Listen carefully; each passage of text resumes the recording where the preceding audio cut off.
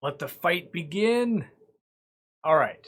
This is the precursor to this episode because it's just going to get me in trouble. I already know that. So, first, everything I say is my personal opinion, not the opinion of my brand or anything like that. Two, it's very easy for everyone to take things personally when we're talking about business, myself included, all that. So, know that these rants and this talking about the industry is from what I've learned being in business. That does not mean I know everything, doesn't mean I'm doing anything right at all. All it means right now there's a bunch of people watching me, and that doesn't necessarily mean anything. So, with that being said, my goal is not to disrupt anyone, make anyone unhappy or anything like that. The goal would be to actually talk about a subject that I'm very passionate about in a meaningful way, I think, that can be beneficial long term to everyone watching, and maybe it'll move the needle in one direction or another. And yeah, kind of got to download my brain after doing this for 11 years. So my story starts working at a fish store for 5 years and running it. Whether you're going to say that fish store is successful or not, I would lean towards the mostly not successful. Not that it didn't make money, but it never reached the potential it could have. Then I opened my own store, ran that for 3 years before ever getting online. A lot of people like to bring up that counter argument when I say, I believe running a fish store is very easy this day and age. They go, well, you've got the YouTube, you have an unfair advantage. Keep in mind, I ran a store for 5 years. Then I opened my own store for 3 years, not doing very much of anything on social media, and then finding much more success in social media. That being said, my store the first 3 years was a great store either way. So, all right, where do I want to start? So, a couple things. There's been a couple of videos lately. One by KD Tropical. I recommend go to watch that. It's a 10 things to know about your local fish store. And then there's another video that came out today from Primetime Aquatics talking about, is the local fish store dying? And I have like so much to say about it that I wrote like a paragraph, and I was like, you know what, I gotta talk about this because this is something that I'm very passionate about, and I've been kind of hitting my head against the wall for years when I talk to people, whether it's a manufacturer, whether it's another fish store owner, whether it's someone's going to open up a fish store, So again, let me preface this with, even when I address comments out of the chat, my goal is to help you and not hurt you. And it's very easy when someone's trying to help someone that the person getting helped gets defensive, and then it turns into this big thing. So for instance, there was a shop owner in the chat. They own a store. They got like 100 aquariums. They're going to add 50 more aquariums. I'm just sitting there kind of going like, okay, yeah, cool. Sounds like you're doing well. And then the next question is, what fish and turtles should I add for these 50 aquariums? And immediately, like, bells, whistles, alarms are going off. Like, wait a second. Why would you expand your business if you don't know why?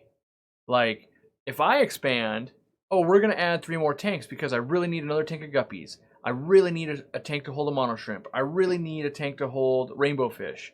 Like, you need to create the demand before you do the other part. And this is backwards. And so, what I want to focus on first and foremost is most fish stores, I believe, are not run by people who should be running businesses. If we just look at business statistics in general, most businesses go out of business in their first 5 years. That's just standard business, right? Doesn't matter if you're opening a Subway franchise. Doesn't mean you could be a cleaning company like a maid service. Could be a fish store. Could be a full line pet store.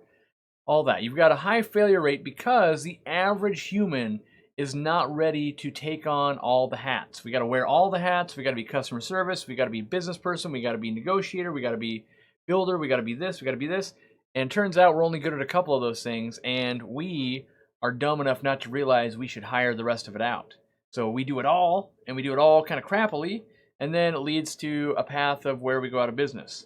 So, now, when it comes to opening a fish store, my first advice will always be go run someone else's fish store.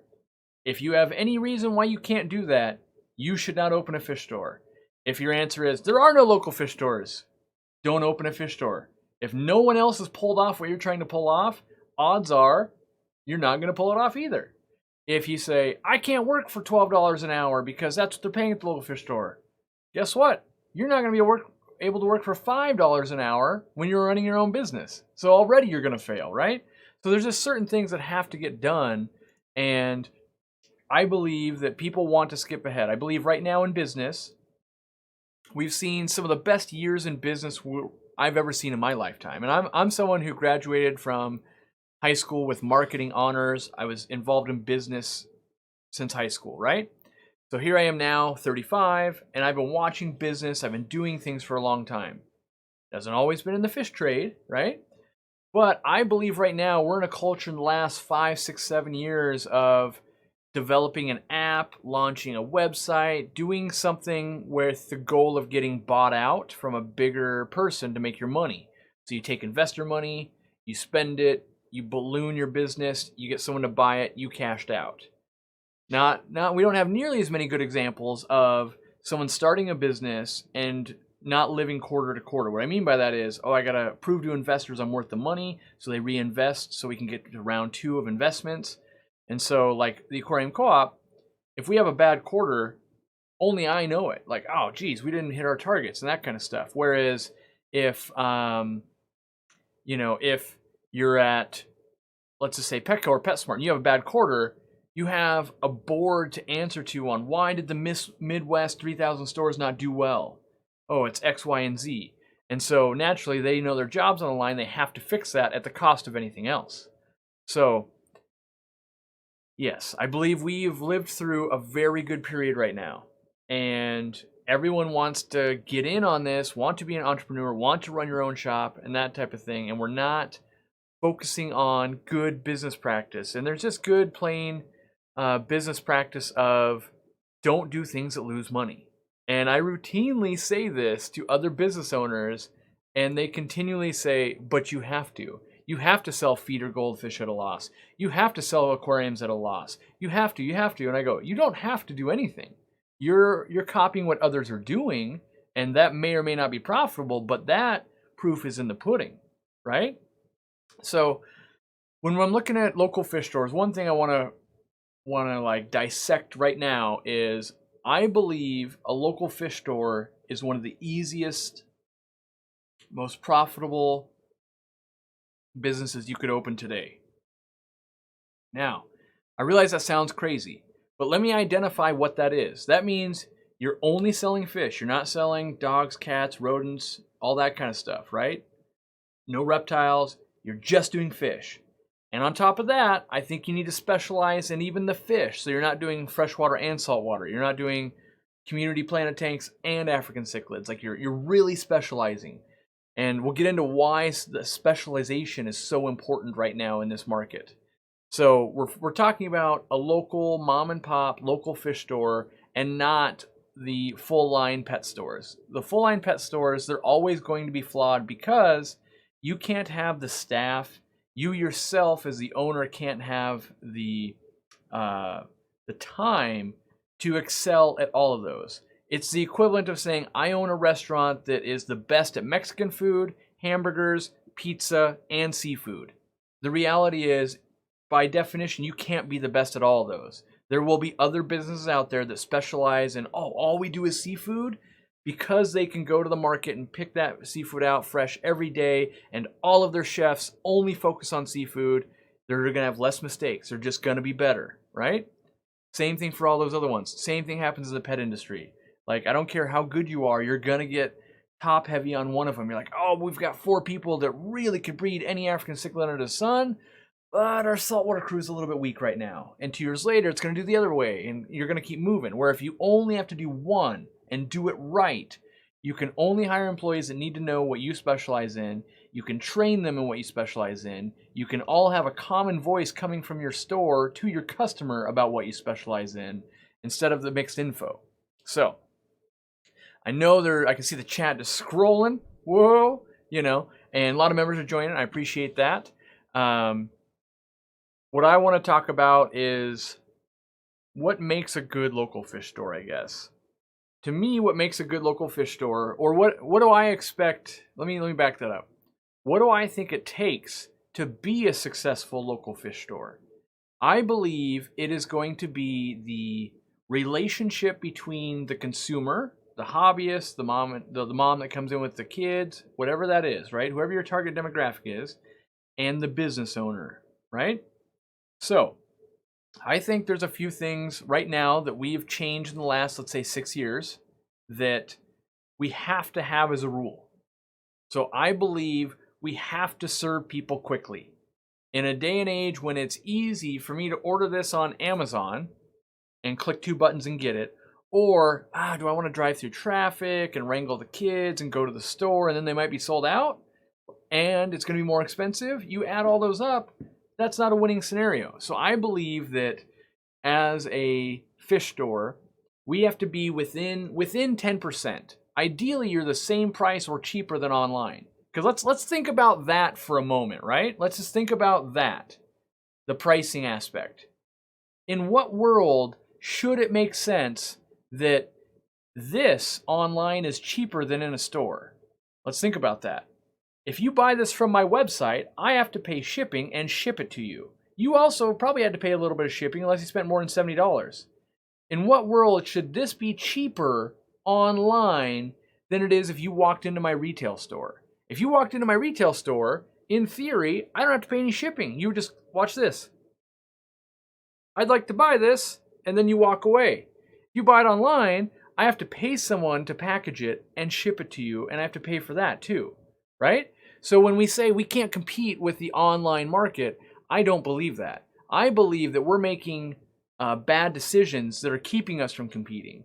And in one of the comments I left earlier, I believe the local fish store is dying a death of 1,000 tiny little cuts. It's not these big, massive mistakes that people are making. It's all these little tweaks they're not making that adds up to this big thing holding them back. So I think in no world should it be cheaper and easier to buy it online than it is to go to the store. Like, that inherently is a problem. And if we don't fix that as a local fish store, we have no reason to complain that people aren't coming to buy our stuff. If it's cheaper for me to click 2 buttons on my mouse and this arrives at my house tomorrow than it is for me to get off my butt and drive 35 minutes to a store and then it costs me more money, that's a problem. So how do we battle this as a local fish store, right? So as a local fish store, I was guilty of this for a while, and in my own store, I found the problem and I corrected it. When I was managing a store, I did not find the problem because I had an owner that dictated what we could do, on some things. I've always carried that, we have to carry that, blah, blah, blah, that kind of rhetoric, right? So what happens is you might have Fritz Complete, CChem Prime, API Stress Coat, what's another one? Hikari Ultimate. You might have Dr. Tim's Dechlorinator. You might even have another one. You might have 6 dechlorinators on your shelf, right? And inherently, one, you're sending mixed messages to your customers of like, well, which one's the best? You carry 6 of them.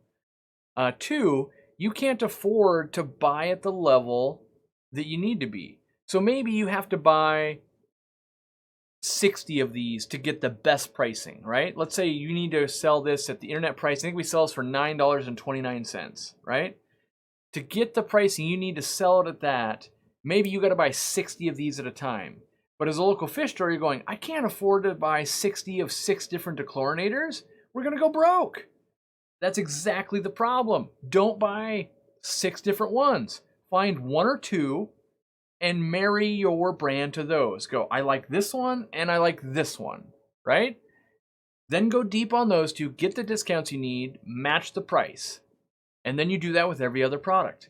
And there will always be products that you can't do. Like, for instance, API. API is a company that, on principle, they want to work with Walmart, Chewies.com, big conglomerates, and they don't really care about a local fish store. They'll tell you that, but at the same time, they won't offer you the pricing you need. So then you go, okay, well, if API won't do business in a way that benefits a local fish store, carry the minimal amount of their products as you can. And so when you're choosing a dechlorinator, don't choose API Stress Coat. Choose something where you can make some good money, right? Because really, even if you carry that stress coat. So a lot of people go, well, I'll just carry the stress coat because there's X amount of customers that really want it. And if I don't have it, they're going to buy it from somewhere else. We'll address that later. And I can just mark it up. I'll sell it for 15 bucks, even though on Amazon it's 12, right? And if they want to come in and they want to buy it, I'll make my money. It'll be okay. The problem is you might have 5 people a week that come in and they spend $15 for your API stress coat. And you're going, yeah, we're making the sales. What you don't get the data on is the 25 people that looked at the price and go, hold on, bloop. Oh man, this is way more expensive than Amazon. They must be high priced here. And then they scan another item. Oh, that's more than Amazon too. I'm gonna buy my stuff on Amazon. You're not getting that data. So you see one thing, go, we're moving product, and you don't realize that you're undermining your own store, right? And I ran into a real life situation of this, and I was talking about it at a business meeting 2 days ago. I went to the grocery store, and I'm standing in line, and the grocery clerk, the cashier, that's the word I was looking for, says, oh, the self-checkout is wide open. You can go over there. And I said, nope. Because one, if I wanted to self-checkout, I'd have went to the self-checkout. 2, I want to pay here and I want you to check it because I know that your machines suck and they're a waste of my time, right?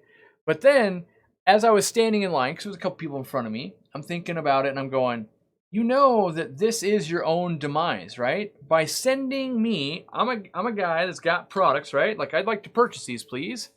And when you tell me, like, go use the robot over there to check out, you are literally training me to be one step closer to just clicking that button online. Like, that's really what we're doing. We're going, you don't need the personal touch of the person with the experience or anything like that. Nah, just use the robot, right? And so I would never put one of those in my own retail store because we're training people to not buy from us. And as a grocery store, they're going, but we're saving employee wages. We're doing all this. Like, you guys have to have noticed, you walk into a store now, when it used to be they'd have 10 cashiers.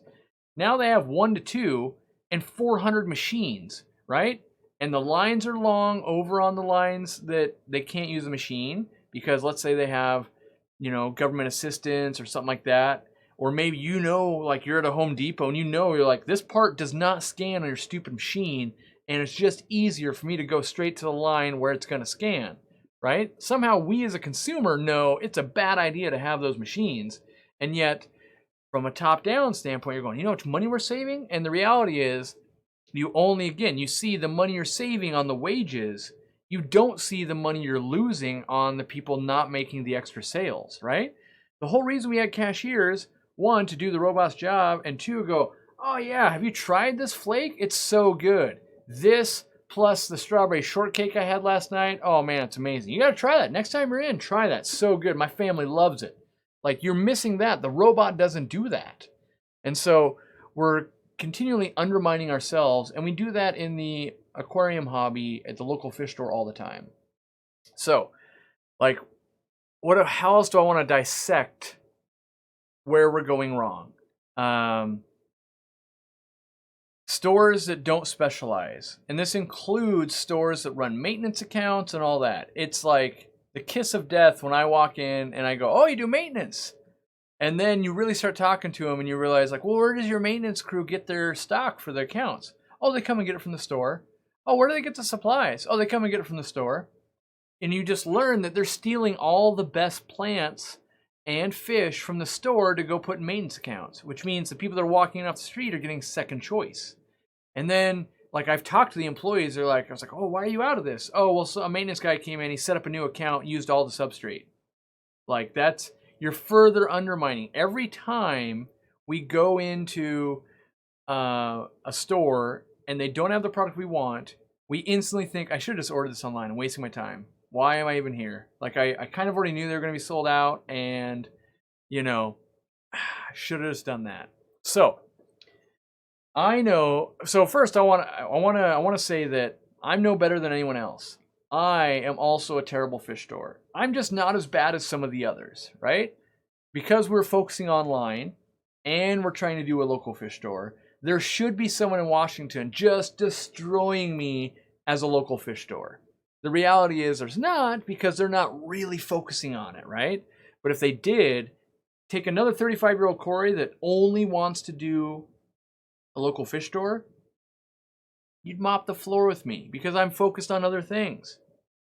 I've got to do YouTube, got to do online sales, got to do the store. If you only had to do one of those, you should be able to do it 10 times better than me.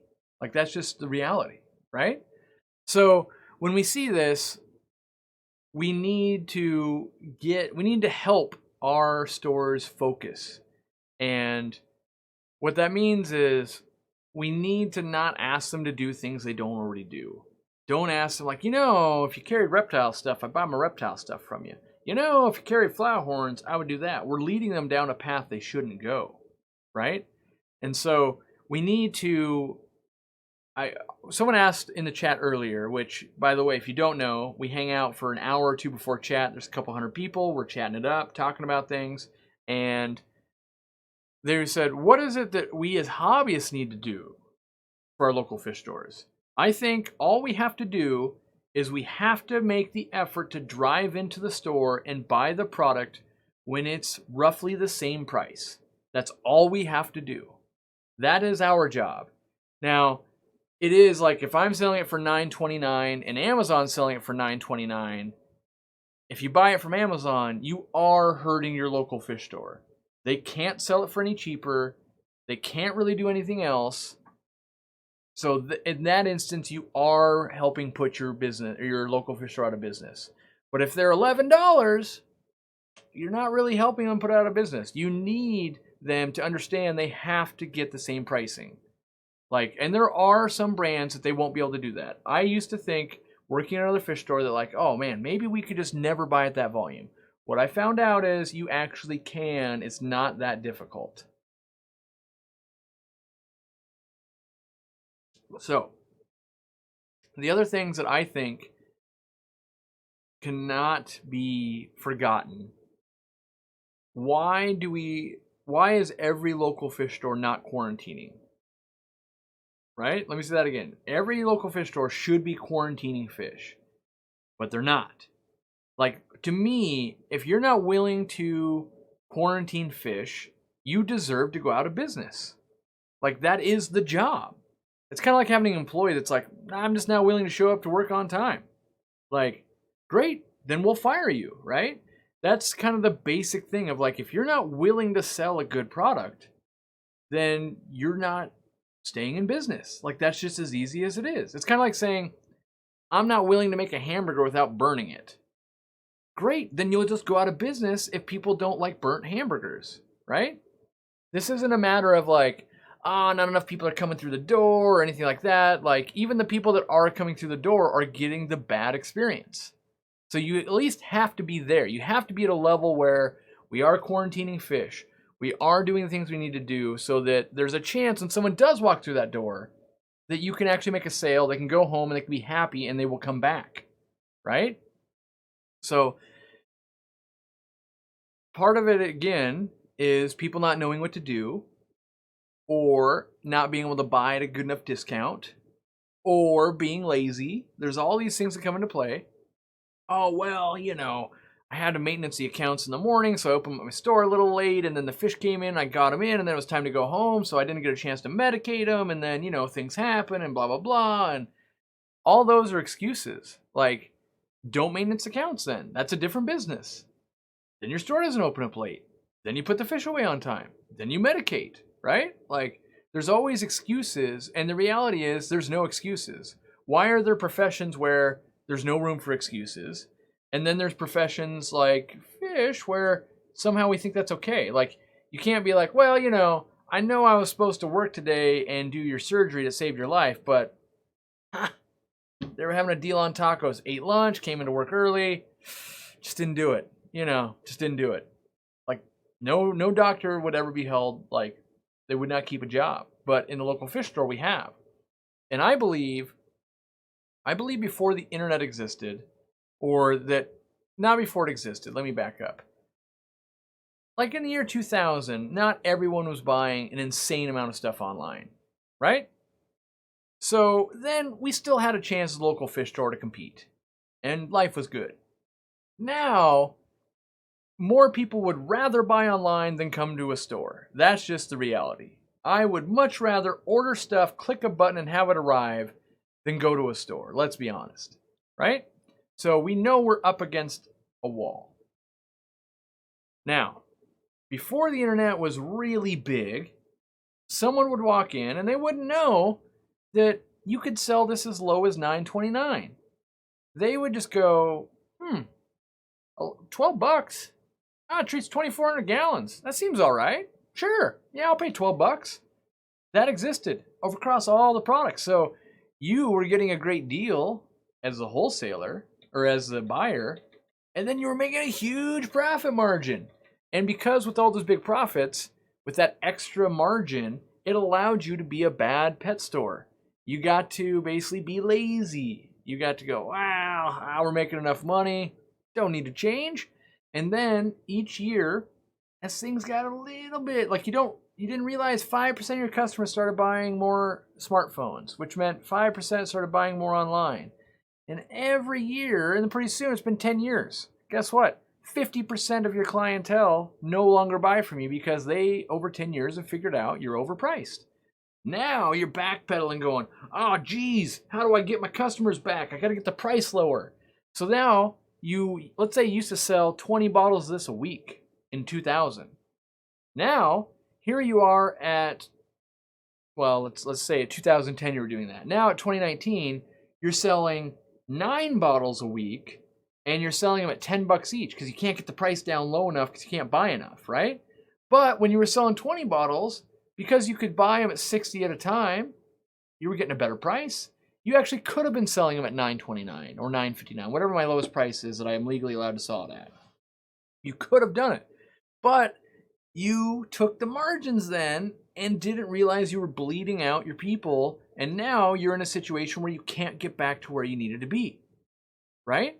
So it's self-induced, but without knowing it. Like, we didn't know we were bleeding those customers out. You just go, time's a little tougher right now. I'll put a little more on the credit card, that type of thing. So now I want to talk about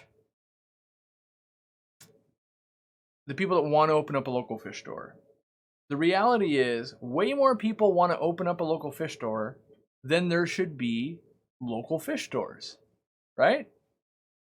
What I mean by that is maybe a local fish store doesn't need to exist in Arizona or Idaho or wherever, right? Like when I look at my map on where we're selling stuff, tons on the West Coast, tons on the East Coast, right in the Midwest right there. And then there's this big chunk of like no people live / no people buy fish / don't open a fish store. And if you start going down to the state level, that will be the exact same thing at a state level. It doesn't make any sense, for instance, for me to go open up a fish store right at the border of Canada. That means no one from the north can bring fish over the border because it's really hard. And then I can only go down south. It means pick a central location. In general, where are there other fish stores? Go there. Like if there's 5 fish stores there, there's a ton of people buying fish. You just have to be not the worst one because obviously it's already supporting 5 stores. If you're store number 6, as long as you're not the worst, you knock out the lowest one and you're in business. But so many people go, I just know so many people want to buy fish. There's no local fish store. I just know. I've talked to 5 people. Them not realizing it takes 5,000 dedicated people to keep your store open, right? So the other thing is, we as hobbyists, not as the business person, we as the hobbyist, we want to do what we think is right. I'm going to open up a big fish store. I'm going to do all the things that other stores aren't doing. I'm going to make it great. Well, unless you have an insane amount of capital, you're not going to be able to pull it off. So I run 950 square feet store. A very small store. People all the time, I thought this place was bigger. I thought it would have been bigger when I got here. No, because it costs a ridiculous amount of money to run a store. Like when you initially need to stock it, it is so expensive. Like you can't fathom an 8-foot wall costing 20 grand in product, right? So the smaller the store, the more it looks full, right? You don't have all these voids and things like that. Like here's another kiss of death that I see time and time again when I walk into a store. I walk in and I go, oh, you sell used aquariums and aquarium stuff? How could that possibly make sense? Like, you're paying retail space on this. Like, you're paying money, and then you're going to sell used crap when you should just have better products that are new that you're selling. And then they're like, well, it's like, got so much space, not really more products to bring in. So the answer is, then you should have had less space. You'd be saving money every month. And people don't think about that. When you have, let's say you have 500 square feet that you don't use well. It's not that you don't use it at all. It's that you're not using it well to the most efficient use you can. That $500 is $500 profit at the end of every month if you didn't have it. That means you got to sell $1,000 worth of product to get that. It's just free money you left on the table. And everyone goes, well, I need to be a big fish store to compete. No. The size of your fish store does not matter. Size doesn't matter. What matters is how good you are. And it's way easier to be a good store when you're smaller. Like, if we know that it takes one employee per 500 square feet of a fish store. Let's say we know that is a true metric. And you own your store and you have 1,000 square feet. Already, you're behind the 8 ball. Let's say you go, well, I'm opening up a 4,000 square foot store. Instantly, you need 8 employees. You can't afford that. So what happens is, well, I'm a little bit behind on maintenance right now, but, I'm going to get on it. I'm going to work a little bit late tonight. I'm going to do it. And you do it for the first 6 months. And then, well, it's Christmas and, Christmas, right? Yeah, a little bit behind, and then it snowed, like you just fall behind and no one cares but you. Literally all the customers are like, I don't want to hear the sob story. I just don't want it dying. Get your act together. That's all we care about as a hobbyist. We're just like, I don't care what the sob story is. Like, I'll come in and help you once, I'll blah, blah, blah. Like, we'll help, but you got to uphold your end of the bargain. And we don't typically. As local fish stores, we're not upholding that bargain, right? So that left a space for a chain store to come in and go, well, we'll just really focus on keeping things clean. We'll be clean. We won't be good, but we'll be clean. And that stole that portion. Maybe it stole 20% of your customers away. And pretty soon you've lost how much percent to pricing? You've lost how much to being dirty? You've lost how much from, like, another kiss of death, right? To me, another kiss of death is you're not open 7 days a week.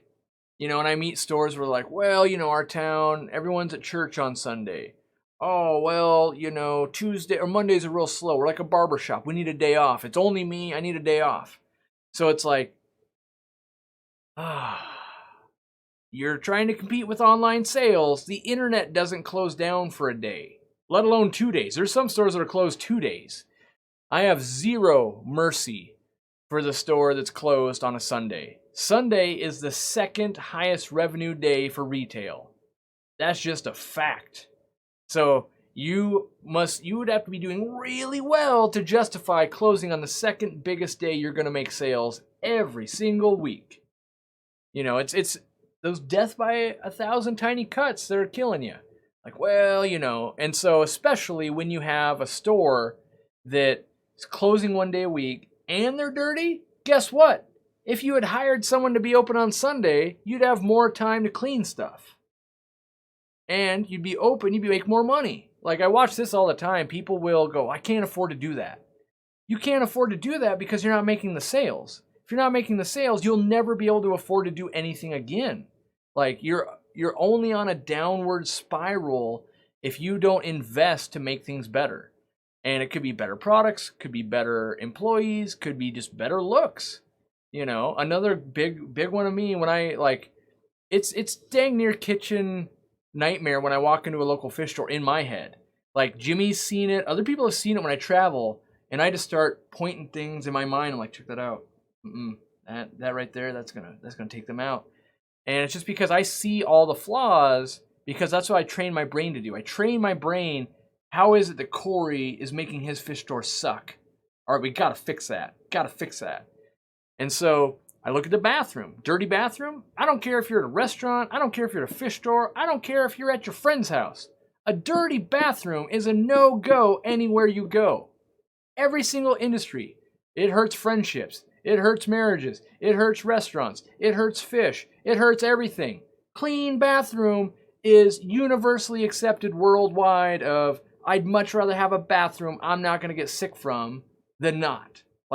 And we all know cleaning a bathroom, right? What does that take? The worst bathroom you've ever seen? 20 minutes? And that's if it was terrible? Somehow a baby and their diaper exploded in there. You're still, 20 minutes of putting on gloves and being like, oh God, I hate my life. Ugh, I'm going to puke. This is horrible. You're 20 minutes away from at least checking that off so people aren't avoiding you. It's not that hard. It's not that hard. It's laziness. It's being overworked. It's not having priorities. And yet time and time and time and time again, I go to a fish store and they don't have a clean bathroom. Half the time they don't have a bathroom at all. We're storing stuff there. Well, we flush the dead bodies. Well, we're doing things. We keep our medicines in there and all this. They make up excuses. But the reality is there's no excuse to not have a clean bathroom. It's not expensive. It's required by law that every business have one. There's really no obstacle here other than us being lazy and bad. And I say us because I am a local fish store owner and I'm not perfect. There's a day you could walk into my store and it would not be eat your breakfast off the floor clean.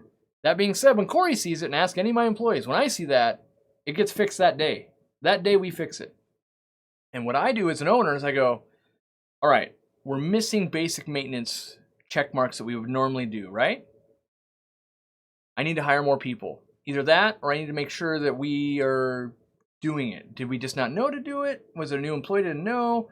Was it we have way too many sales going on and so they don't have time, which means I have to hire someone? Is it we just got a little bit lazy? We were so focused on making sure the plant tanks looked great that we let that slip. That's my job as the owner to figure that kind of stuff out. And in a lot of local fish stores, there's only a couple of employees. And it's really easy to get lazy. Oh, if the owner's not doing it, I'm not doing it. Well, great, no one's doing it now. Guess what? You're just both going to be out of a job. It's too easy to do that. I have the work ethic of I'll never ask my employees to do something that I wouldn't do. That being said, if I walk in and I see a bathroom is terrible, usually I start cleaning it. And then I pull in some employees and I go, hey, how do we get to the point where the owner of the company is scrubbing the bathroom?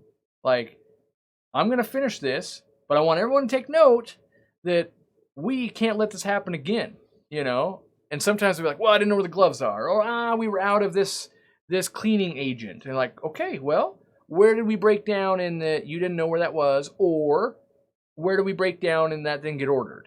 Because excuses are that. They're excuses. End of the day, someone came in, they went to use that bathroom, and they go, gross. This is gross, right? They don't know that you couldn't find the gloves. They don't know that, the local store was sold out of the cleaner we needed. They don't know that. They just look at us lazy.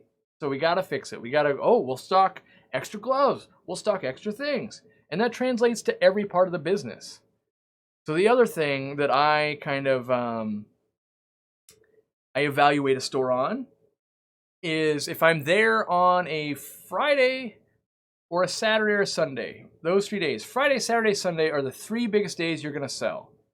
People get paid on Friday, they rush in, they buy all your things. Great. Saturday, the kids are out of school. Let's go to the fish store. It'll be great. Sunday, yes, finally. After church or, we're going to go out to dinner and then we're going to go to the fish store. That's going to happen, right? Friday, Saturday, Sunday, you make your money. If those tanks aren't spotless, you messed up. We know at the fish store, every Thursday, all hands on deck, scrub all the aquariums. Because we know Friday, Saturday, Sunday, we're going to be slammed, there won't be time, and we know we're going to have the most eyes on it. So the worst our aquariums look, Wednesday and Thursday morning. The best they look, Thursday and Friday morning. By the time you get to Sunday, they're a little bit there's a lot of water spots on these tanks. Well, yeah, we've been catching fish all weekend.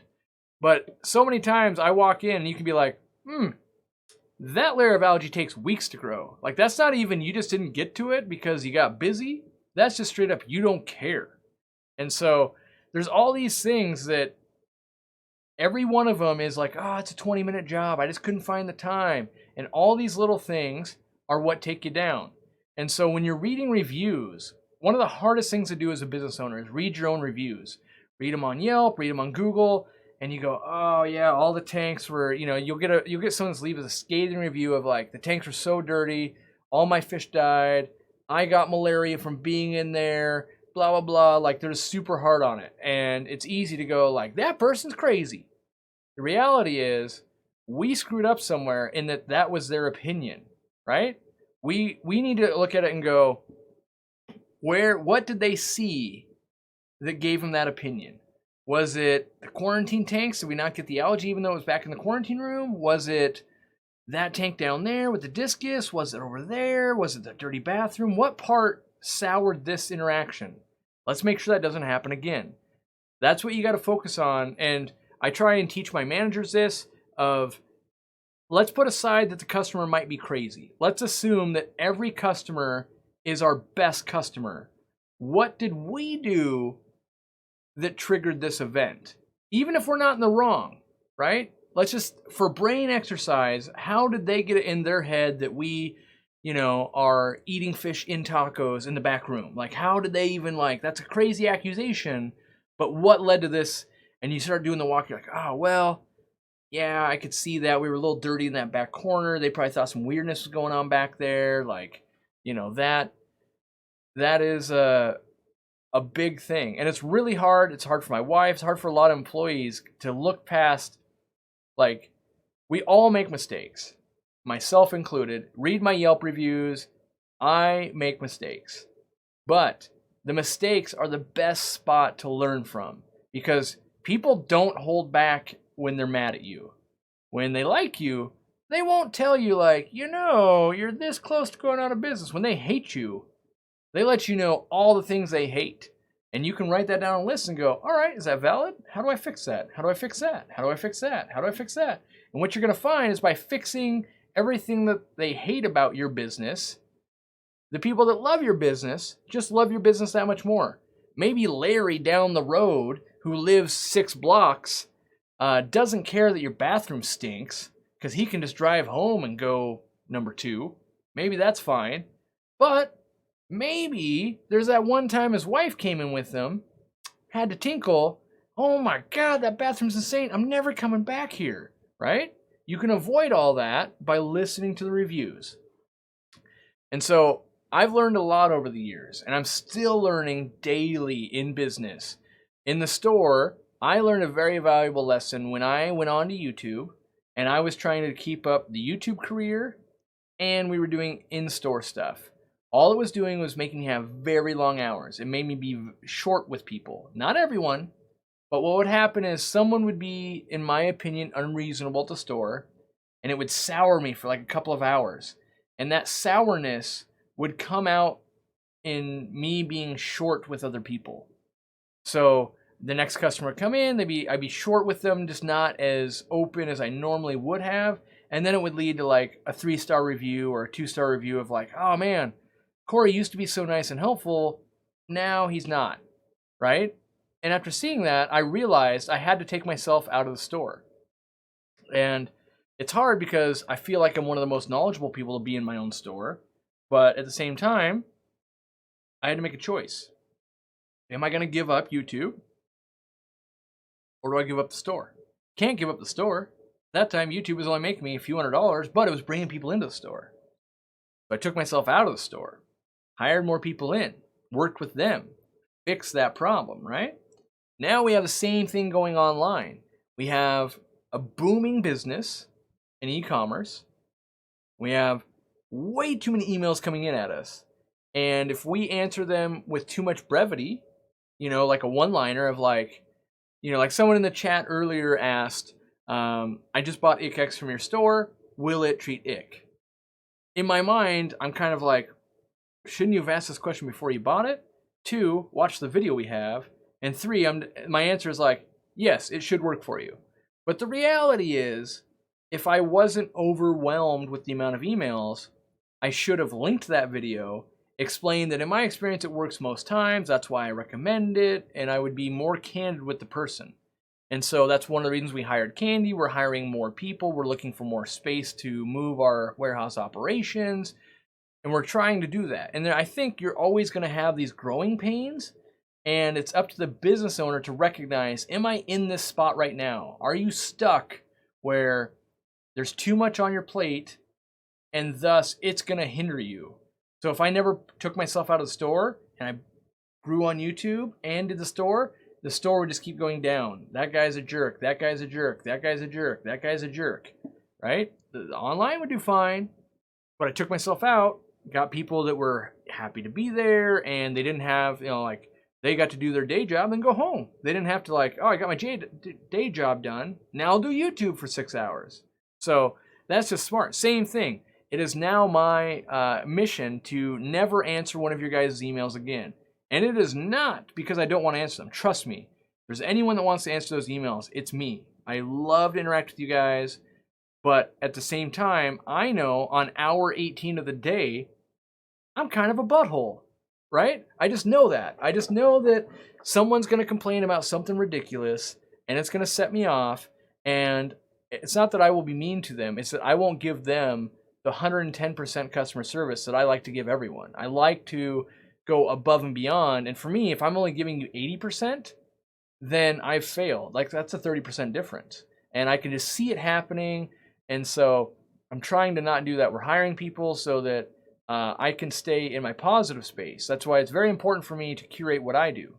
And so in a local fish store, I believe it's very important to not overwork yourself, and don't sidetrack yourself with expansion projects, sidetrack yourself with maintenance accounts, all that kind of stuff. If you're, to the person earlier that's going to expand 50 tanks, one of the worst things you can do is do that project yourself. If you know you're going to expand the store by 50%, hire more people before you start that project, because all you're going to do, you start that project, it's going to take longer than you think, it's going to be very frustrating, you're going to lose sales, you're going to be like, oh, I'm drilling a tank, what's that? No, that flake will be fine, no, they're good, I'll be right there, just give me another minute, yeah, the blade's getting a little dull, it's going to be like another 5 minutes, but I'll be over there. Meanwhile, they're ordering right on Amazon, right? So you're going to lose that money, you're going to kind of irritate that customer, when the reality is, should have hired someone on, get that project done, knowing that, like, well, it's this expansion, I've done my research, we're going to make more money, I'll be able to afford this employee, meanwhile, I've cross-trained them, and we're not losing customers, right? Well, because a lot of people go, well, I'll just close the store for a week and I'll build it.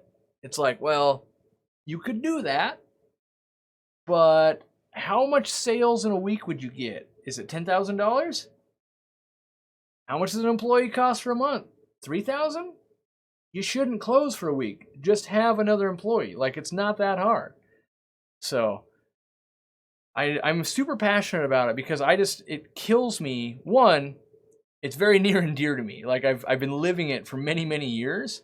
And two, I get emails from all across even the world at this point. Like, how do I do it? What can I do better? And the weirdest part is, like, everyone wants to know what's the secret. And the secret is, like, clean your damn bathroom. And they never get it, though. They never, like, I mean, what does that have to do with anything? It's like, well, the fact the bathroom's not clean is just a sign of what everything else is wrong. Like, people give me, like, a ton of flack for a lot of the things I do because as a company, we tend to be a forward thinker. I try to think, is this just going to be the norm in 3 years? Yes, I should just do that now. So, for instance, like, if I know most of you guys are buying online, right? If I know that, it's not a leap in logic to go, great, my retail store will only take credit card payments. Credit and debit. People freaked out. Guess what?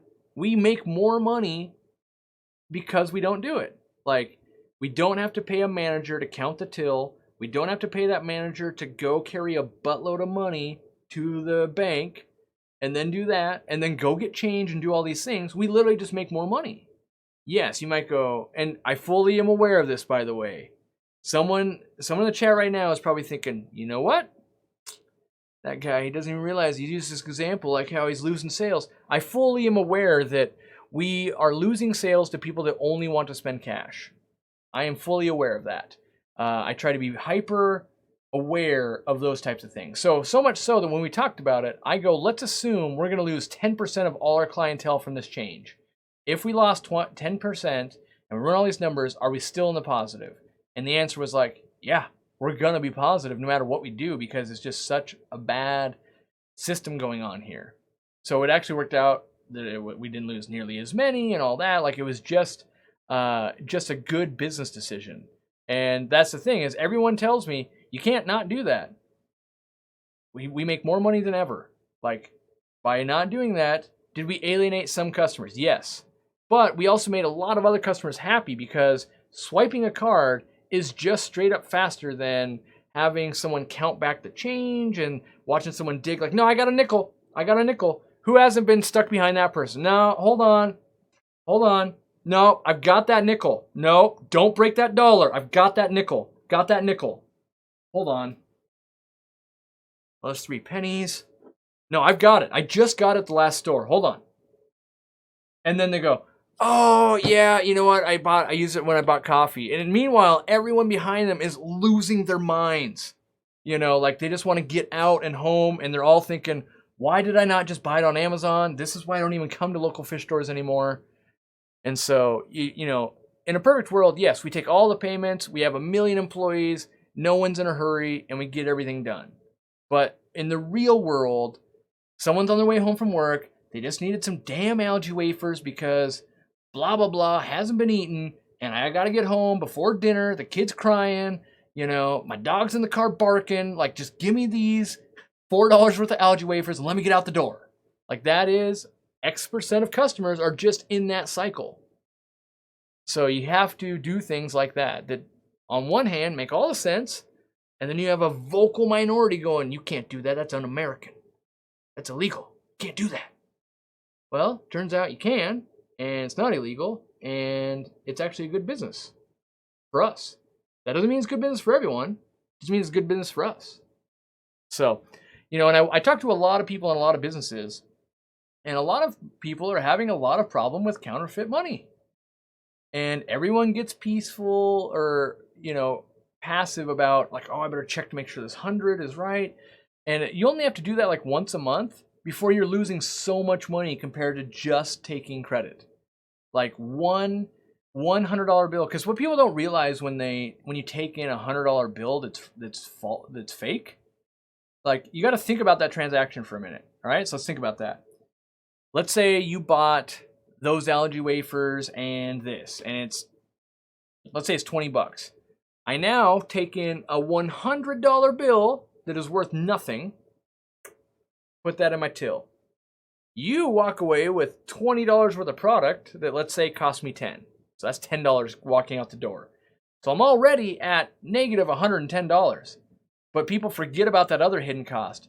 Wait, you gave them $80 in change. So that transaction with one fake $100 bill actually cost me negative $190. And it's very easy for that to happen. You're going, well, you know, we were really busy in the store. I didn't know where the marker was to check it. It was this sweet old lady. Like, who would have known? You know, like that kind of stuff. It just happens. And you can keep telling your employee, like, you really got to take the time. But a smart business owner knows, well, it was Saturday. There was 22 people in the store. The line was long. Like, it's just a scenario that's going to happen. You know, everyone in their job has got those things that, like, on paper, this should never happen. And yet, you as the employee, you're like, it's unreasonable to expect this to never happen. Like, this is just going to happen. Like, that's just a thing that's going to happen. So, yeah. So, Koi Dragon Aquatic says, we take hundreds in every day. Just use counterfeit marker to use them. True, you know, but without knowing your numbers, I don't know if you get as busy as we get. We can get insanely busy. We run 2 to 3 registers.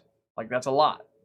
And, you know, there's a lot of things that go with it, but that's just one of the dynamics. Instead of counting 3 registers, making change for 3 registers, stocking 3 registers.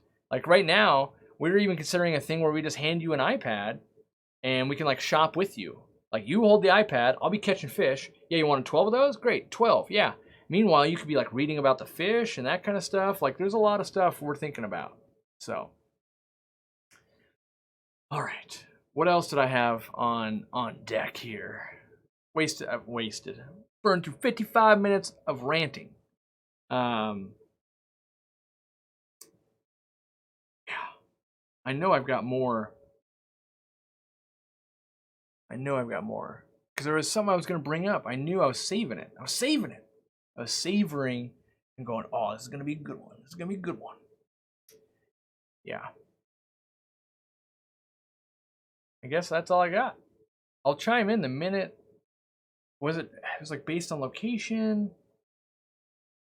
I don't know. Maybe you guys have some questions on what we can do, but in general, to sum it up, let's get so I mentioned earlier, we need people with business sense managing local fish stores, and we need people that are really good with live fish and know products as the people running the fish store. So like there's managing, financials, ordering, doing that kind of stuff, and then there's in the trenches, actually knowing the stuff. I meet so many people. Like one of the things I can't fathom is how do people own a fish store and not have an aquarium at home? A lot of people say, "Oh, well, I don't really have time for it," and blah blah blah. And I get that. Like I don't have time for it either, right? But how can you possibly be testing the products? Like if I'm going to buy 60 bottles of this, how do I test this and know that I need to buy 60 bottles if I don't even own an aquarium? Like, am I going to test it at the store? That doesn't make a whole lot of sense. So that's another just like, that doesn't make any sense to me. You don't own an aquarium. No, same thing. It doesn't make sense when I talk to a manufacturer and you're like, you don't own an aquarium? And you're head of R&D for this product. Oh, but you have aquariums at the lab. Oh, yeah, you don't know what you're talking about. Megan Ness says, is it hard to get vendors that have quality fish? No, it's actually very easy. Like, what people don't realize, all fish pretty much start from the same point, a farm. And then people touch them, right? People touch them, and then they land at a store. Every time they get touched, they get a little worse. So the more middlemen, the more chances there are for people to screw up, right? So, kind of imagine this. Imagine you order, like, I need a hamburger with extra pickles, no ketchup, a little bit of mustard, and 2 tomatoes. Like, you order that at the front counter. If that has to go through a bunch of people and one person makes the buns, the next person puts the meat on, the next person's putting cheese, the next person's putting this. By the time you get to the end, because there's been 8 people that built that burger, the odds are very high that you screw it up. But if that person that heard it right out of your mouth made that burger, you're going to remember, right? Same thing. So it's not hard to get good quality fish. It's that on average, we're not doing the things that we need to be doing. So either A, cut out the middlemen. B, go to your wholesaler and pick them up in person. That's what I never understand when people are like, oh, it's tough, I'm getting crappy fish. Go there and buy them. Like if they suck at the wholesaler, don't buy them. And then tell them, these suck, I'm not going to buy these. That is just like a customer coming to your store and going, hey, you don't carry the crap I want. If they're smart, they're going to go, oh, I should make those look a little better. You know what? Then they'd buy them. Hey, I'll do that. Or sometimes you find out that they don't know how to make them look better. Like, oh, I should be keeping salt with these? Oh, I should do a little bit of erythromycin? Oh, okay. Well, how about next week? You come back, they look great, you buy them all, right? You buy them all. So that, it's not hard to get good quality fish. Most people just aren't handpicking them. Most people aren't even quarantining them. And the reality is, right now in America, we have a buy and die mentality on everything. It doesn't matter if it's an iPhone, doesn't matter if it's a fish. You buy it till it dies, then you buy a new one. Now, with fish, it's even better for us. Like, if I wanted to make more money, I stop quarantining fish. You buy fish from me. When it gets sick, I sell you the expensive medicines. You, being inexperienced, will kill it. And then you'll come and buy more fish. And then you go, well, I wouldn't do that. My local pet store's got a 7-day guarantee. All that tells me is they expect it to die, right? Like, imagine you're going to go buy a burger. There's a 7-day guarantee on that thing. Like, wait, why is there a guarantee? That seems weird. I think the same thing of a fish. Like, wait a second, why is there a guarantee on this fish? Is it not healthy?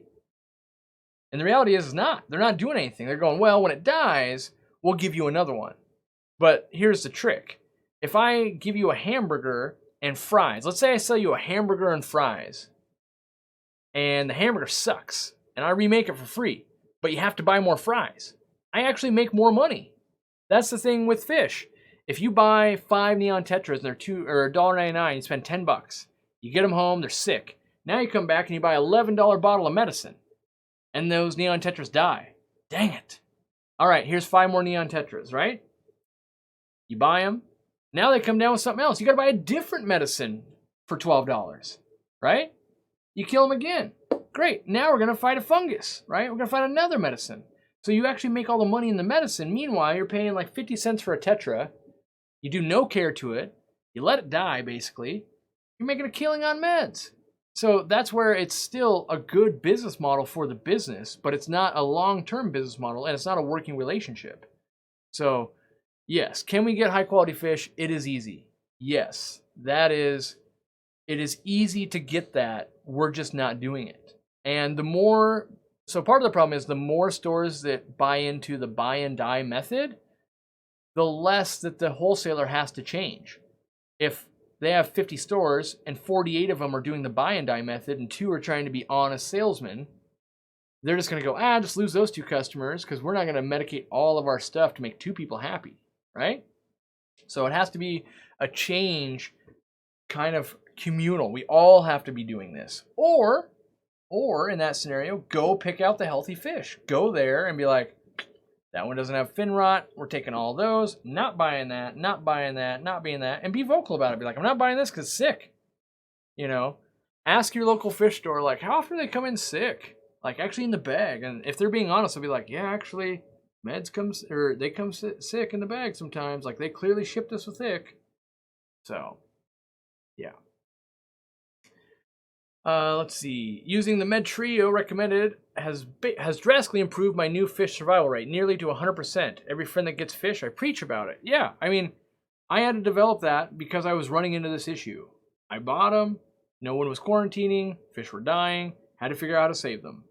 And could the wholesaler be doing it? Yes, but that costs them more money. And they're afraid that if we raise the price on a fish, no one's going to buy it. Trust me, people will buy a healthier fish. My customers buy from me because I'm a healthier fish seller. Like, this day and age, we're willing to buy quality products. We're not willing to pay more for a product that sucks. And part of the problem is a neon tetra has been $1 to $2 for the past 30 years. Like, the reality is we're buying pets, and even if a neon tetra was $8 or $10, that's okay. If I get 7 years of enjoyment out of 10 neon tetras that cost me $80, that's still the best deal on anything I do in my life. Right? Think about that. Well, it cost me $1,000. I got some neon tetras, I got some corridoras, I got some hatchet fish, and I got these apistos. And I watched this tank every day for 10 years or 7 years. You're going, oh, you spent $100 a year? And you spent 5 hours a week doing that? Like, that's the best deal of anything we've ever had. It's like when I hear people complain about their cars. Oh, it's so expensive to fix my car. It's like $600. It's ridiculous. Like, go spend time in Peru where people would kill to have a car. The fact that we have a car and it changes our life in such a meaningful way, the $600 is literally laughable. I'm not laughing that you can or can't afford the $600. It's that you need to get it straight in your head that the tool in which a car is so amazing, it's worth any amount of money. It is that game-changing. One of my top 3 domestic fancy goldfish supplier recommendations: go to your local fish store and handpick, or your local wholesaler. They're all coming from the same place. That's the reality. Like, they're all going to come out of either Florida, Hawaii, Thailand, or China and Korea. So they're going to come from there. They're all high quality. How many people touched them before you got to them? How much were they picked through before you got to them? Like, that's all the questions. And like, what people seem to think that, like, there's this magical source. There's no magical source. It's all coming from the same spots. It's about money. So if I was a wholesaler and I bring in 1,000 goldfish and I know that I can separate these ones and get $100 a piece wholesale, and these ones will get $30 and these ones will get $5, I make way more money, right? But as a store, well, I can't sell 1,000 goldfish, so I have to go buy. And then when you go to the wholesaler, they're not willing to buy a goldfish at $100. You might be willing to pay $200 for that goldfish, but if they don't think they can sell it, then they're not bringing it in. So maybe they're bringing in the $30 ones. But most places won't even bring in that, so they're bringing in the $5 ones. So they're bringing in the $5 rejects of the rejects of the rejects of the rejects, because they don't ship out to breeders. So already we're buying the rejects, and then those are sorted out into like 4 more layers of rejects. And then we go, well, you know, I only want to pay $5 for an Aranda. So yeah, you kind of get what you pay for. And in general, in the United States, we pay so little for fish. Our average income to how much we spend on that pet is way lower than the rest of the world, essentially. So if we're only willing to invest a little bit of money, then we're only going to get a little bit of results. And that's kind of our problem. All right.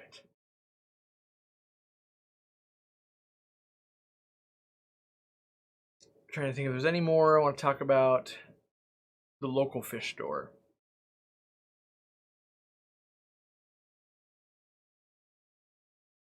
So Brian asks, do you put pickles on your hamburger? So I'm not thoroughly against pickles. Pickles are iffy. If pickles are like fresh and good, they're really good. If they're not fresh and good, they're really bad. So my move typically is I always ask for my burgers without pickles, because that means it's a special order, and that it's usually fresher. And I get that 1 out of 100 times someone's gonna spit in my burger because I ordered no pickles. I'm okay with that. Like, a nice fresh burger, it's really good. Whereas like, oh, that one that was like kind of pre-made, lettuce is a little soggy. And so, yeah, if I was making them at home, sure, throw some pickle on there. I like a juicy burger. But, you know, if it's like McDonald's, like, well, let's not do those reconstituted pickles. It's kind of gross. Beach to Beach says, cool. Is it wrong that I don't trust Seagrass Farms, even though I'm a short drive from them? A lot of Miami local fish stores don't have a good relationship with Seagrass. Well, that doesn't necessarily mean their fish are good or bad. So one of the things is, when it comes to buying fish, let's just say inherently you buy this fish from me and it dies on you. And then you buy this fish from me and it dies on you. You will say, Aquarium Co-op has bad fish. They always die for me. Then the next person reads that and go, oh, they have bad fish, right? What could actually be going on is, I have very soft water and you have crazy hard water, and the transition's not going well. So like I've bought stuff from Seagrass Farms, right? And they do not do well in my water typically. And the reason being is I have crazy soft water and they have crazy hard water. But if you live in a very hard water environment, their fish are going to do much better for you, and vice versa. Like, stores always email like, oh, who are you buying from? I want to buy from them too. And I'm always like, well, what water do you have? Like, it makes no sense to buy from the vendors I'm buying from if you have different water than me. Like, I use these vendors because their fish do well in my water, and people that live local to me generally have my water. Like, they want to shortcut your way through it. And so, like with Seagrass Farms, those stores might have different water, or Seagrass Farms might have terrible fish. That being said, I've ordered like stingrays and that kind of stuff. They did well for me. Like, I know Sandy. I've been in some meetings with her, and I'm gonna go see Seagrass Farms to film it because I think it'll be a cool thing to film. And you know, but I think in general, there's so much variable there. Someone says I don't know about $8 neons. It's pretty steep. It's not steep. It's only steep because you know the price of $2. If you didn't, like, the reality is a neon tetra is one of the best looking fish in our hobby. You can't really debate that. If they were harder to come by, people would just spend $10 on them. But because they're cheaper, you're now evaluating, like, is that thing $8? That's so expensive compared to $2. But the reality is, most of our fish should probably be at least $10. With the amount of work it takes to raise a fish, fly it around the world, the way we would take care of it as a pet, if that neon tetra cost $10, I guarantee you way more meds, and they'd be way healthier at the store because they couldn't chance losing them. When you lose a neon tetra and you lost 50 cents, you kind of just go, right? But if you lost $5, you'd be like, dang, $5 bills are dropping like flies. Someone get some meds in there. Let's change the water. Let's do something, right? So it's, I honestly, this is a 100% true statement. I believe that neon tetras are worth at least $20. And the reason I know that is because I was willing to buy longfin neon tetras at $20 a piece because I thought they looked really good. I couldn't get them home, so I didn't get them yet. But in Germany, I was willing to pay $20 a piece for them because I love neon tetras. I love longfin. And I think we're just purely making that evaluation on, like, but if I could have gotten them for $2, clearly $20 is the worst price. Yes, but you have to take yourself out of that and go, in a world where you couldn't buy them for $2, do you get enough enjoyment to justify $8? And I believe that to be true. All right. Let's see.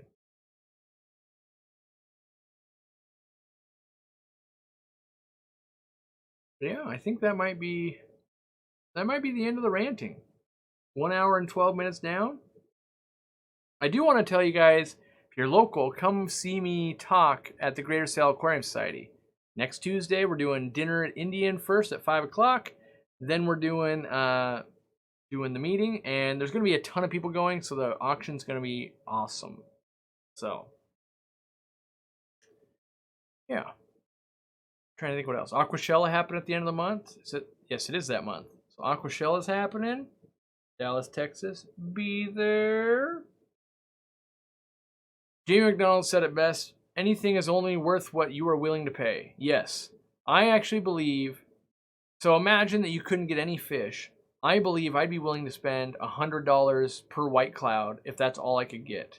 Like if I could only have one tank, and I've got 5 white clouds with $500, and I don't know anything about any other fish, I'd be mesmerized by, like, I am continually amazed that we can keep animals in a glass box in our house, and we can create this slice of nature. And to me, that value is very, very high. Like, I am enamored by nature in a glass box inside my house. So I value that crazy high.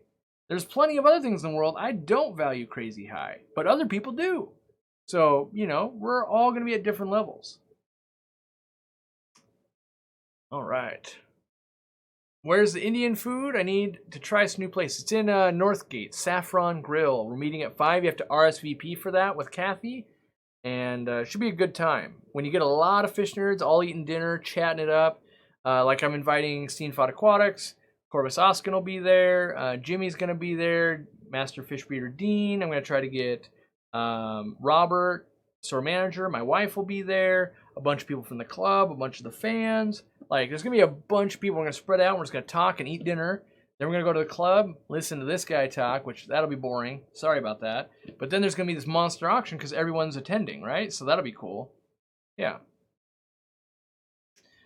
Do I have plans to ship fish in the future? I don't. I believe it's that same thing of it's going to diverge me again, right? So if I know that I have to divert a lot of attention to that, other parts of the business are going to suffer. So I don't plan to do that. Doesn't mean I'll never do it. It just means it's not in the plan right now. It's not in a written plan type of deal. Ooh, good question. How many Pseudotrophia celosi would I recommend in a 40 breeder? And will you ever ship fish? Help me out that don't have a local fish store. So, I myself ordered some Pseudotropheus celosi, which is an African cichlid. Males are blue and black striped, females are yellow. I ordered them online because my wholesalers weren't carrying them. So let's dissect that for a little bit. Why are my wholesalers carrying them? Well, they do really well at softwater fish. This is a hardwater fish, right? So naturally, they don't carry a ton of African cichlids. So I bought, just like you guys would online. I ended up buying from, what is the company called? Tampa Bay Cichlids. Because they were one of the only people that had them in stock. And I got a shipping notification yesterday. So they're shipping them priority. I expect them tomorrow or the next day, right? And so I bought 6. And I'm starting a breeding colony. That's what I would recommend for you and your 40 breeder. Get 6, get them breeding, and they'll populate to as many as you want. So, yeah, kind of part of me setting up more fish tanks. I've been wanting to do that tank for a long while. And I decided to order myself some Pseudotropheus celosi. Something I wanted. Makes no sense for my business or anything like that, but I will enjoy them. And that's what I care about at the moment, enjoyment. All right, I'm going to start tackling some of the super chats. And there's a bunch of new members, by the way. I want to say thank you to all of you guys. There's, let's see, 1, 2, 3, 4, 5, 6, 7, 8, 9, 10 new members. So what does that mean? That means I get some more money every month. That's cool. It also means that it proves to YouTube that we matter, right? Because basically to YouTube, if you're not a gaming channel or like a late night talk show host, you don't really matter. And so that helps us do all that, and you get access to a few things behind the scenes, which, being that my wife is out of town for a few days, I'm going to be playing with a lot of fish tanks. So, look for the behind-the-scenes stuff going on there. Yeah, there's quite a few projects all kind of happening right now. Yes, any day you guys could be seeing some ridiculously cool stuff behind the scenes. So, again, I never want to promise it because I don't want to let you guys down, but, yeah. Aquatic Aquatics. Here's a tip for using the word crappily. Yes, it's in the dictionary, crappily. We got some donations from Fred Dan, Jeanette, and Caroline Epler, all donating to like the Taco Fund. Thank you very much. Which we're starting a new thing, by the way. And employees don't know it yet. But last Friday, I bought pizza for the crew because you guys spent a ton of money. You guys bought a lot of stuff because I asked you to, which I appreciate that. And the crew was working really, really hard to keep up. We bought everyone pizza at the store in the warehouse, and they don't know this yet, but we're starting. I'm going to make that a thing. Pizza Fridays. We're ordering pizza in every Friday for everyone at work. And just at lunch, noon, pizza's going to arrive. We buy it all. Everyone gets pizza on us. And just one little extra perk. Like, that's not a huge perk, but we do have people applying for our warehouse positions. We're going to hire at least 1, if not 2 people. We've got people trialing on Friday and that kind of stuff. People submitted resumes. And but we're looking for, everyone freaks out when we say, you're starting people at $15. That's not enough, blah, blah, blah. Like, keep in mind, that's where we start people. And there's like, all I can say from the owner, now take this with a grain of salt because I own the place, talk to my employees, but I think it's a rad place to work.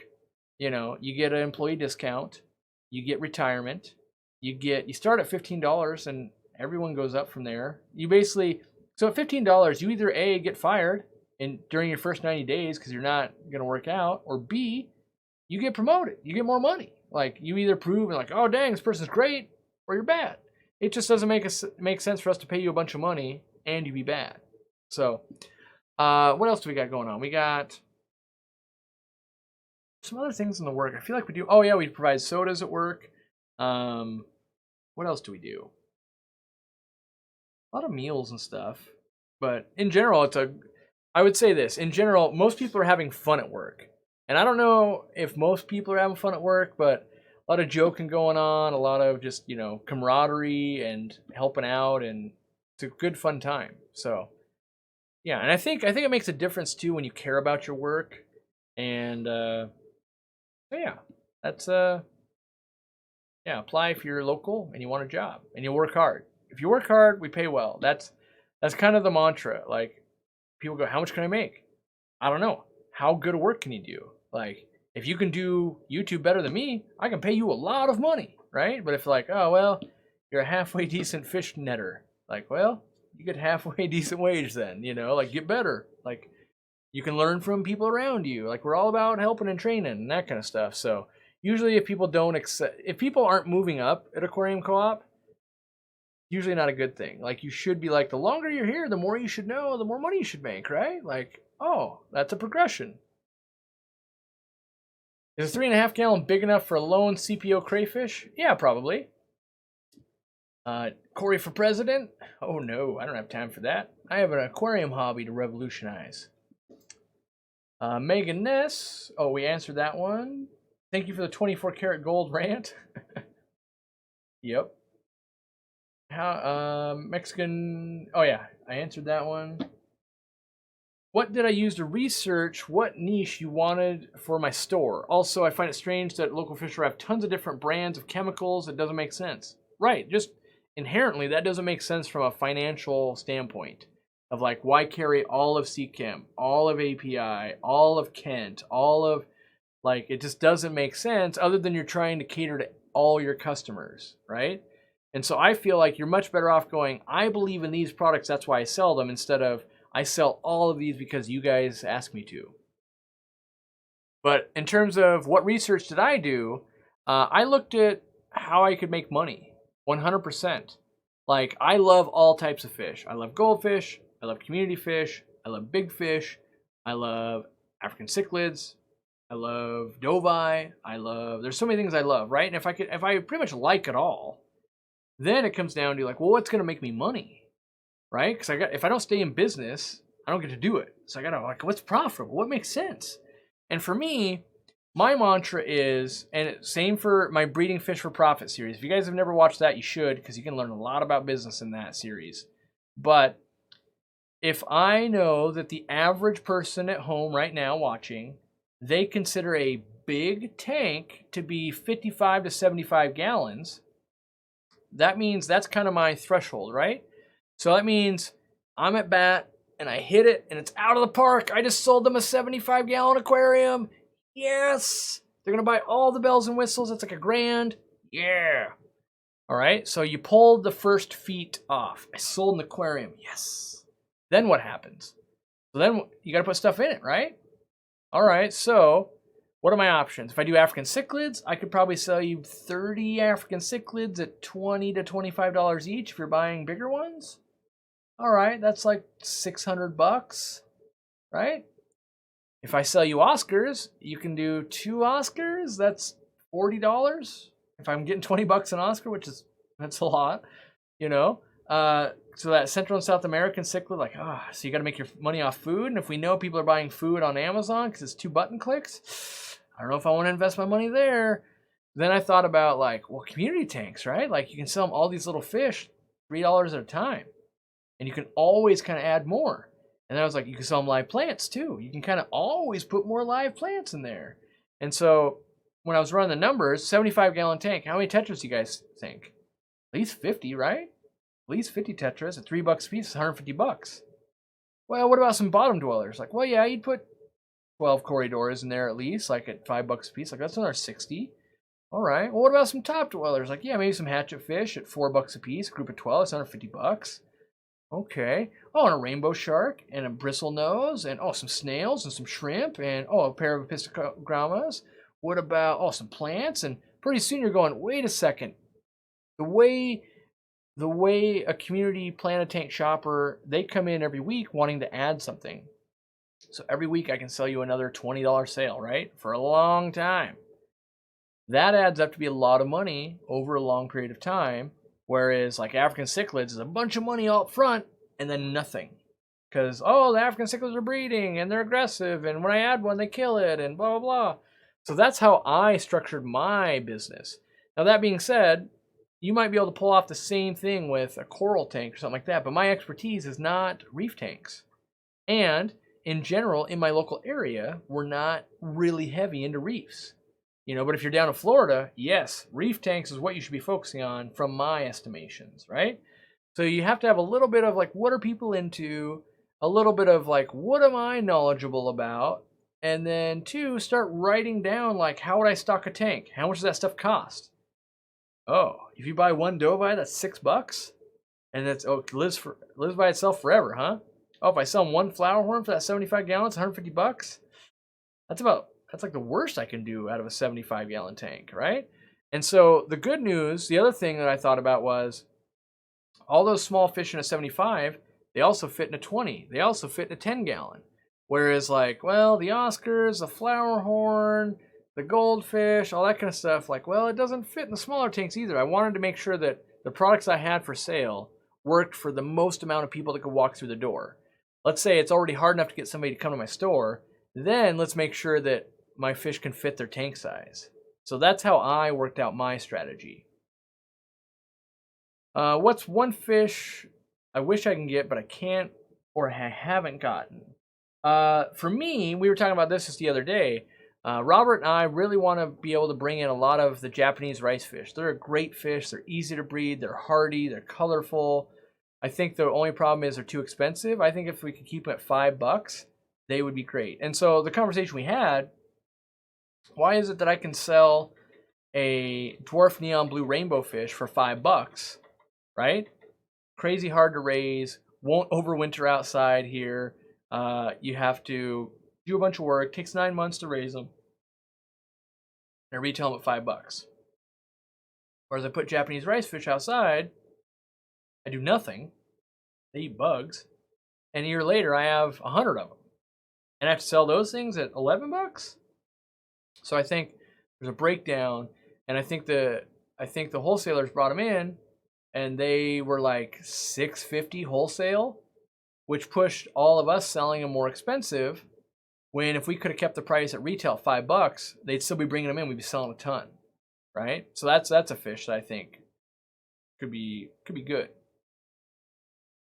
Charlie's got a Plana 29-gallon tank with a betta, some neons, a Corridora, clown pleco. Thinking about adding some hatchetfish. Is this a good idea? Better fish to add. Soft water of 6.8 pH and weekly water changes. Sounds like a good idea so long as you've got, so one, the 29-gallon tank, you've got the height to separate those schools, so that's helping.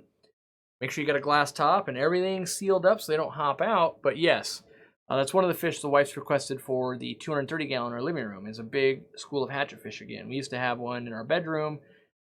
It's probably over 10 years ago now, but it was really cool. So she wants that back, and I'm open to it. I'm thinking about possibly a like crystal shrimp, hatchetfish, bristlenose pleco 230-gallon tank. I'm thinking because I think the hatchets will stay high enough, won't eat the shrimp, and the plecos and the shrimp typically cohabitate fine. Could be a very good-looking tank. I've got a tank with rainbow cichlids. 2 of them are finally deciding to breed, but I ate the wigglers. Is that normal or advice for the next batch? Try leaving the light on. Sometimes they get spooked and they eat when the light goes out. If it's their first batch, sometimes it takes a couple of batches. Or they could be getting spooked from another fish. Make sure they've got enough territory. You might have to move them to their own, but I would try letting them do their own thing for a couple of cycles first, see how it goes. What's the best plants for highlight, no CO2? Sawtooth Hygro is pretty cool. I'm trying to think of some other really nice highlight, but not CO2. A lot of the red plants, anything that's red does really well with highlight and doesn't necessarily have to have CO2. So a lot of Ludwigias, why can I not think of it? Rotalas, that's what I was trying to think of. Like, can't get the R out of my mouth. Stuff like that looks really good. Nice pinks, purples. Yeah.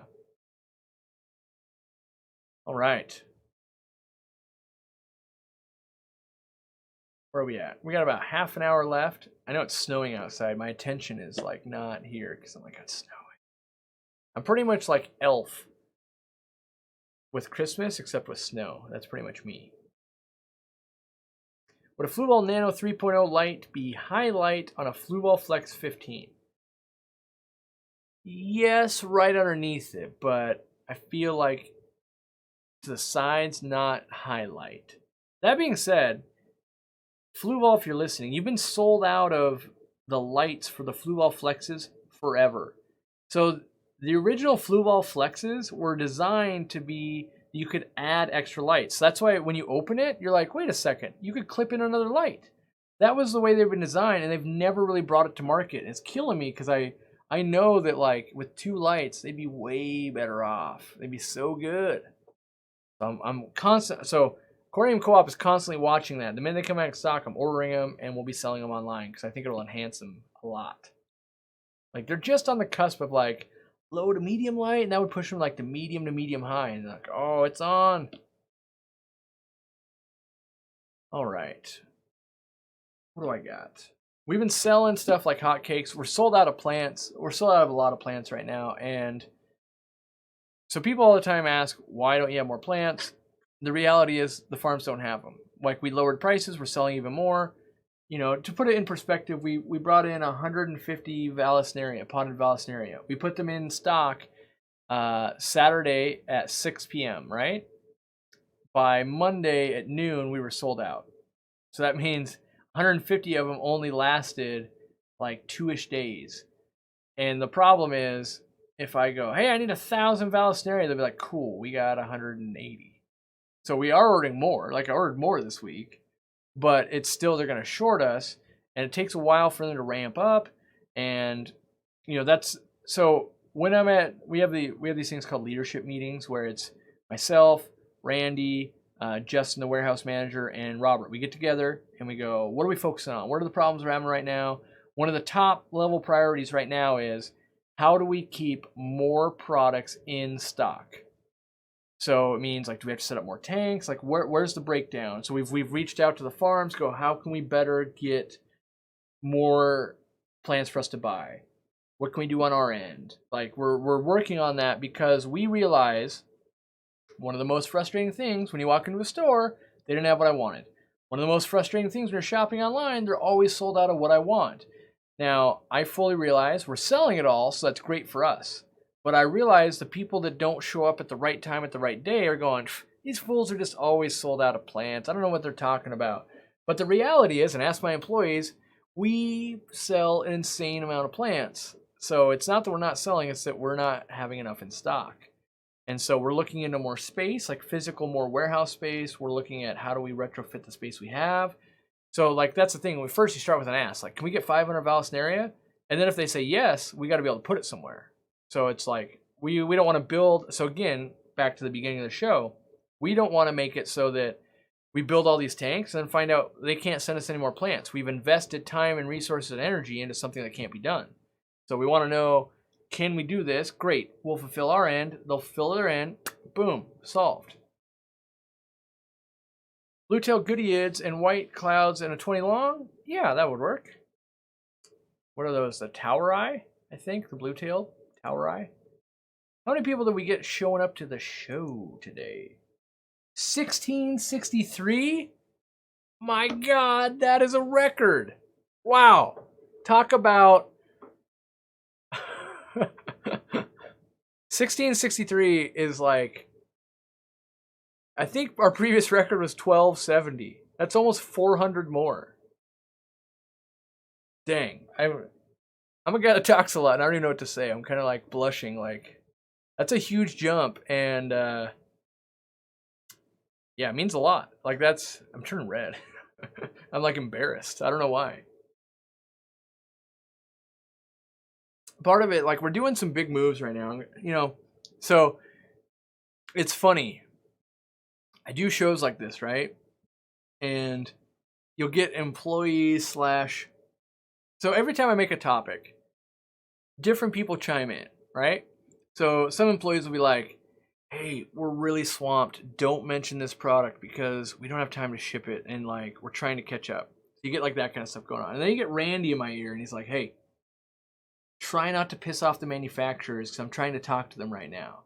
And, you know, and stuff like, you're doing rants, be careful, like you can make people angry and that kind of stuff. And I always just want to say, like, this is who I am. This is what we've built the entire business on.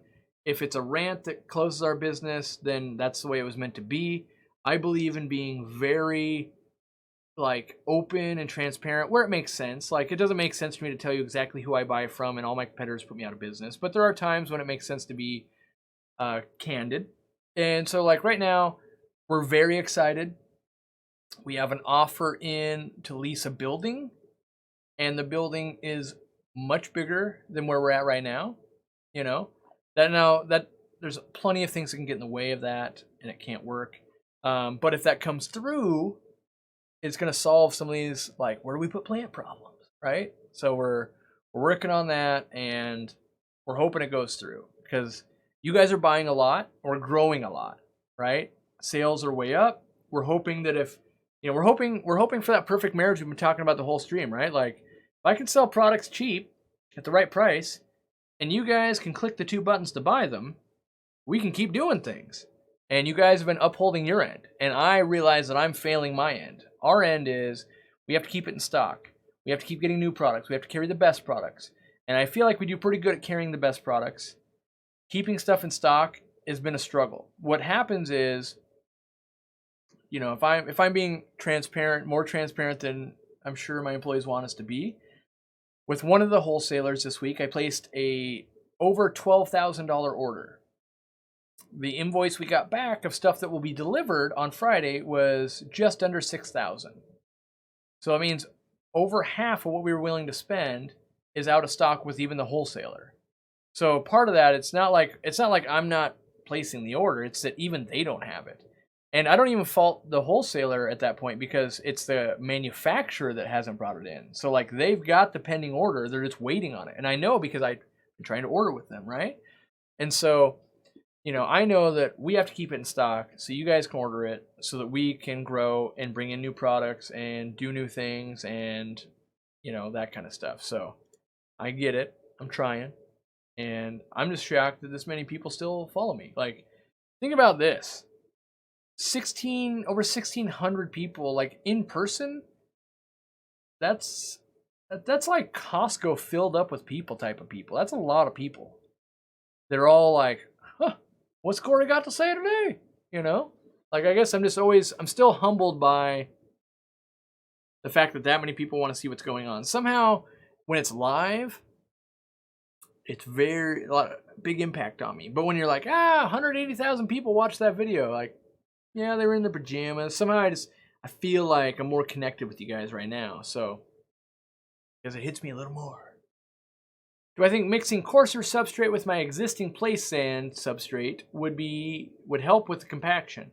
Plants are already doing sort of okay, but I'm worried they'll putter out. Yes, so I've been meaning to do a whole stream about sand and how it's terrible. Like, if I was to become president of the plant world, my campaign would be, don't use sand, fool. Like, and I keep thinking about how my rant's going to go. And basically like, when you go to the beach, you don't see plants? Yeah, that's because plants don't grow in it. Sand is bad for plants. Don't do that. And you're experiencing that right now. So will mixing in coarser stuff make it better? Yes. But my friend, I would tell you, let's start siphoning that out and putting in a coarser substrate. Plants will pretty much grow in anything in the world except for sand. And it's not that you won't get a sprig here and there. Like, nature will overcome anything. Get the hiccups. But instead of trying to make nature overcome all odds, how about we lend it even just a hand and be like, here's some inert gravel. Like, they would love that comparatively. And so, like, we got a bad review on the website lately, where like our ONIP, or not ONIP tabs, our root tabs are terrible. I put them in and my sand, like, they came up out of the sand and my plants aren't really growing. And the problem is, like, I can spend time defending how our root tabs are good, and I believe that to be true. But it's way harder to convince them that the sand's the problem. He's going to, I love sand. Sand's been great. Sand, sand, sand. And convincing them sand is bad is a waste of my time because I don't even sell sand, right? And so, yeah. Sand and plants, it's not that it can't be done. Just know that you're doing it on expert mode. Like, it's just not good. So switch that out. That's what I would tell you. I would say, like, just go get some normal gravel and your plants will do so much better. Like, sand looks great, and I get it. We all go to Hawaii, we all go to the beach, and we go, look, bright fish in the sand, looks great. I 100% agree, that looks awesome. But sand and the plants doesn't work. And so we have to pick. Do we want that tropical scape with really good looking sand and our bright, beautiful fish? Or do we want that jungle look of all these great looking plants in a normal type substrate and all our beautiful fish? We got to make that choice. You can blend those worlds, but sometimes maybe you're not supposed to mix, that cheeseburger and that wonton soup. It's not that you can't put that cheeseburger in the wonton soup and then eat it, but maybe we should choose a direction. Maybe that's the wrong fusion. We don't need to fuse cheeseburgers and wonton soup together. Some things are best left separate. And that's what this is. That's, you're better off just going, am I going for this look or am I going for this look? And then do it right. So, Toad Scopper saw the title and had to mention 2 new local fish stores open near me. They both seem to take a more European design, if you will, that being more aquascaping oriented and gallery feel. So if you are in the United States, I currently believe that's a mistake. So what I believe is, how do I explain this? People are seeing those stores be successful in Europe, and they go, if I bring that to America, I'm gonna be rich. But what they're not doing is they're not analyzing the American market and realizing we're 15 years behind the European market. And if we know that to be true, then we know that it's going to be a very hard life for those stores for 15 years until the American market catches up. Like, you're way better off going, I'm going to do this thing, and I know I'm going to transition over the next 15 years to be here.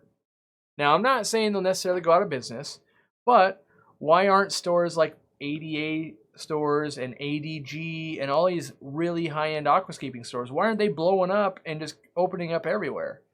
Because there's not that many people that can pull off what they're doing yet.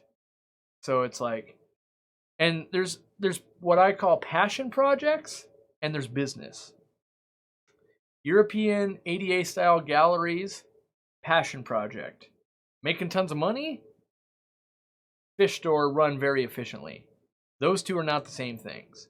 So, and I'm not saying that one can't be profitable and the other one can't be profitable, but there's different levels of being profitable. And so I want to be as profitable as we can. I want to make as much money as we can so that when we stumble, if we go 5 steps forward and we stumble back 3, we're still 2 steps ahead. If we only went ahead 2 steps and then fell back 3, we're actually going behind, right? So we try and go forward as fast as we can, as much as we can, knowing that we're going to stumble a little bit, but hopefully we won't stumble so much that it takes us out. So, I'm trying a dirted tank capped with sand. Maybe it'll work this time, maybe it won't. It can work. My question is always like, what do you gain? Like, why do dirt capped with sand when you could just do blue wall stratum? It's proven, right? And for the most part, I watch people like go down this crazy path of substrate, and then you're like, wait a second, you're just trying to keep like basic plants. Clown puke gravel supports that. Just do that. Do what you got. So, yeah. Due to scheduling, I can't always make the 5 o'clock show. Yes, Michael. So a lot of people ask me, why can't I do it at a different time, different day, different thing, different? And the reality is, I've tried a lot of things over 3 years on YouTube. We've tried Sunday nights, we've tried Saturday mornings, we've tried Saturday at noon, we've tried Tuesday at 3, we've tried Wednesday at 5. And what I learn is, the most important factor is, when can Corey show up and do the show? And Wednesdays at 5, in general, I'm not traveling, and it's a day I can make it. So I've chosen that time. And there's other times, like Saturday morning, guess what? Instead of 1,600 people, it's 400. It's not good. If my time is limited and I'm trying to make the most out of my time, I should show up when other people show up. And so I think I just keep it at 5. When you guys can show up, great. Show up at 5. If you can't, listen to the replay on the podcast or watch the replay, and maybe your schedule will change. Maybe mine will change. It might come out like, oh, geez, every Wednesday I got to do a thing. So now we're doing it on Fridays. Like, who knows? But all I can do is try and do the best I can do. And for the most part, it seems like it's mostly equal. Any night I pick, kind of all the same. Yeah. Bring back the daily dose for a short time? No, I do not have time for that. That would be a very boring dose. It'd be like, you sat at your computer and answered emails all day. Yeah, that's that daily dose. Woo! Right? If anything, I'm trying to scale back a little bit. So the goal is scale back maybe 2 or 3 videos a week instead of 4. And then like bank up some videos and do some traveling and do some more things. And then go back. You know, it's kind of an ebb and flow of like, oh, I'm working overtime, now working overtime, working overtime. I mean, I'm always working overtime, but like, you know, it's an ebb and flow to it. And like, I could make 6 videos a week and then I won't build a fish room. If I make 2 videos a week, I'll build a fish room. So it's almost like, well, I got to dial back, build all that, then I can dial it up, right? There's only so many hours in a day and it's always give and take. Oh, I'm giving a lot here, it's taken away here. Just like business, right? We were talking about that earlier of like, oh, make more videos. Guess what? My online business and my retail business is going to suffer. Oh, they're suffering a little bit. Like right now, we're having stock issues. Pull back on the videos. Let's spend more time fixing this issue. It's a balance everywhere we go. So it's just difficult. Like right now, my wife's out of town. She went with her friends. It's 3 days at Disneyland, I think. And so I'm sole taking care of the dogs. I gotta spend time in the house and that kind of stuff. And so yeah, give me probably 1 less video this week, I would guess. Might not be, but probably will be. Let's see here. Do you think that a betta in a tank by itself gets bored? Mine seems to be bored. Yeah, I do. I do think it gets bored. Adding some fish, playing with a laser pointer, giving it a mirror, interacting with it. I think most living creatures in isolation prefer not to be isolated. Not completely isolated, anyway. Not everyone wants to be a social butterfly, but not everyone necessarily wants to never meet another being. I want to give a shout out to Carbon DHC. In my opinion, he has asked his question perfectly throughout the entire live stream, and I want to reward him by answering this question. So he is, I feel like I've seen that question pop up once every 5 or 10 minutes, and I keep seeing it, and now I'm like, you know what? I want to address that because he's not spamming it, but at the same time, he's making sure I see it. It says, I've got a UK 3-gallon. Tanks are small. Tanks this small are often stocked wrongly. They overstock quickly. However, I know it is possible to make a great-looking, properly stocked 3-gallon tank, but I'd like my opinion. For me, I would probably do a shrimp tank, or I would do a species tank of like maybe 1 gourami, like a dwarf gourami, or what would I do? I'd maybe do like a little breeding of rosy loaches, try that out. Those are probably, I mean, 3 gallons is pretty limited, so you could do like a betta, a gourami, maybe a paradise fish, a colony of shrimp. You could do Hedoranda formosa. That'd be a fun library to do in there. But yeah, I mean, as you get more gallons, obviously you get more choices. And there's probably, you could do a killifish pair. The more I think about it, the more I could be like, okay, there's a couple more things you can do. But that's what comes right to my mind of this is what I would try. So. Brian says, a while back, I thought I heard you say Jimmy was moving back to Ohio. Yep, he is. I think he goes July, June, something like that. Yeah. Should local shops buy from local breeders? Should stores have breeding facilities in their basements to restock their stores? Should they support local fish clubs and offer a discount? So there's a lot of things there, and I'm opinionated about all of them. So, should local shops buy from local breeders? Only if it makes sense. There's plenty of breeders that are entitled. What I mean by that is like, you said you buy from local breeders. I'm a local breeder. Buy my crap. And it's like, well, you're asking too much. You know, you said you'd pay more if it was locally bred. I will. But you want $10 per pair of guppies, and that same pair of guppies is $2 from the wholesaler. That's a problem. All my competitors selling that pair of guppies for $9.99, you want me to pay you $9.99. Right? So, should all shops buy from local breeders? If you produce a better quality at the same price or a lower price, yes. The reality is, most breeders think they walk on water. I shouldn't say most. There's a lot of people that think they walk on water, and I put a lot of time and effort in these, so I get a lot of money for them. Yes, if my customer's willing to pay a lot of money for them. If you sell me a $10 guppy and my customer pays $20 for it, great. But if my competitor is selling it for 10, you want me to pay 10, that can't work. Should stores have breeding facilities in their basements to restock their fish stores? No. Nope. You don't have enough time to do it as the owner. It costs too much to do it with employees. And all that same space should just be quarantined. Import it from another country. If you can buy, let's say, a Tetra for 20 cents and then ship it and then raise it up, feed it, and do all that, that is way better than paying someone to breed that Tetra. So do that. Should they support local clubs and offer a discount? So first, let me say I love local aquarium clubs. I am a supporter. I love to attend them. Yes. Should they support local clubs? Not necessarily. Like, I do support my club, but I personally feel like they don't support me.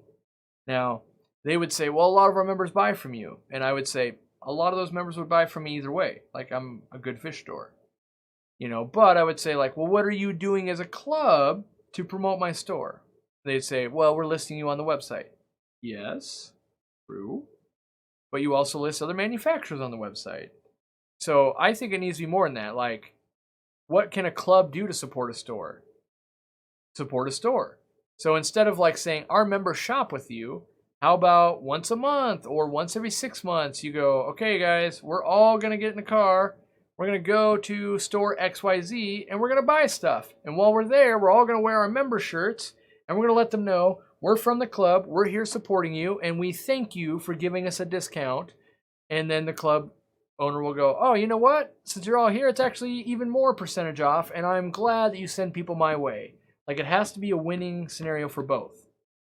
Now, there's a lot of clubs that will say, like, we want a discount from the club, and we're going to do group buys. So we're going to go buy all of our stuff from somewhere else, and we want a discount from there, and we want to do this, and we want to do that. Like, I've talked about a lot of clubs, and there's clubs that will go and they'll let's buy 200 bottles of Prime, and then we'll sell them to our members, and we'll make a profit, and then we'll have shirts printed. Keep in mind, all that Prime is now not being sold through a store, and you're hurting the store. So, do I think that you guys should support each other? Yes. That being said, all right? So we talked about having the lowest price possible at a local fish store. If I've got this at the lowest price, I can't give you a discount, right? You shouldn't need to ask for a discount if it's already low priced. You could maybe make a case on fish, maybe. But I think what clubs should be doing, take all the fish you guys are breeding and the plants and all that and kind of start selling them to stores. And as a group, bargain how much you're getting for it, right? And then all that good stock goes to your local store. New people enter the hobby. Your store also recommends people to the club because the club's not taking away their money. They're helping them make more money. So your club's getting bigger. The store is getting bigger. The hobby is getting bigger. And it's working on all levels. Now, if any one of those parts is dishonest, it breaks down completely. And that's usually what happens. Usually someone in the club is trying to make a buck, or someone at the fish store is like, let me take advantage of these people. There's usually someone trying to one-up the other person or pull one over on the other person, and that's where you get a breakdown. And I'm not saying that's happening in our club, because I don't feel like anyone's trying to take advantage of me. I think it's like willing neglect of like, it takes work, we're all volunteers, so we're not going to do that. So I think that's kind of how it goes. And so what happened for me personally with our club, when I first opened my store, I ballooned their membership, meaning I sent so many people their way and we were offering a discount. And then like 3 years in, I was like, I've done all of this. Like, I was their #1 new member source for years in a row. We doubled membership.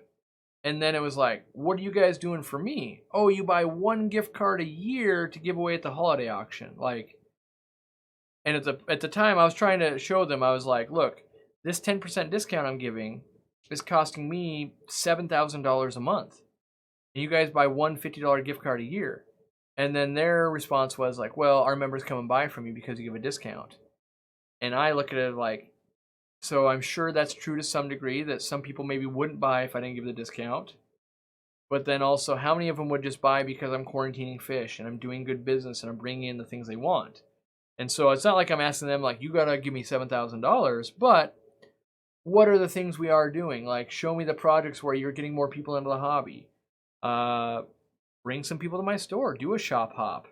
And really what I was doing at the time is I was lobbying for the other fish stores. So my fish store has always done well.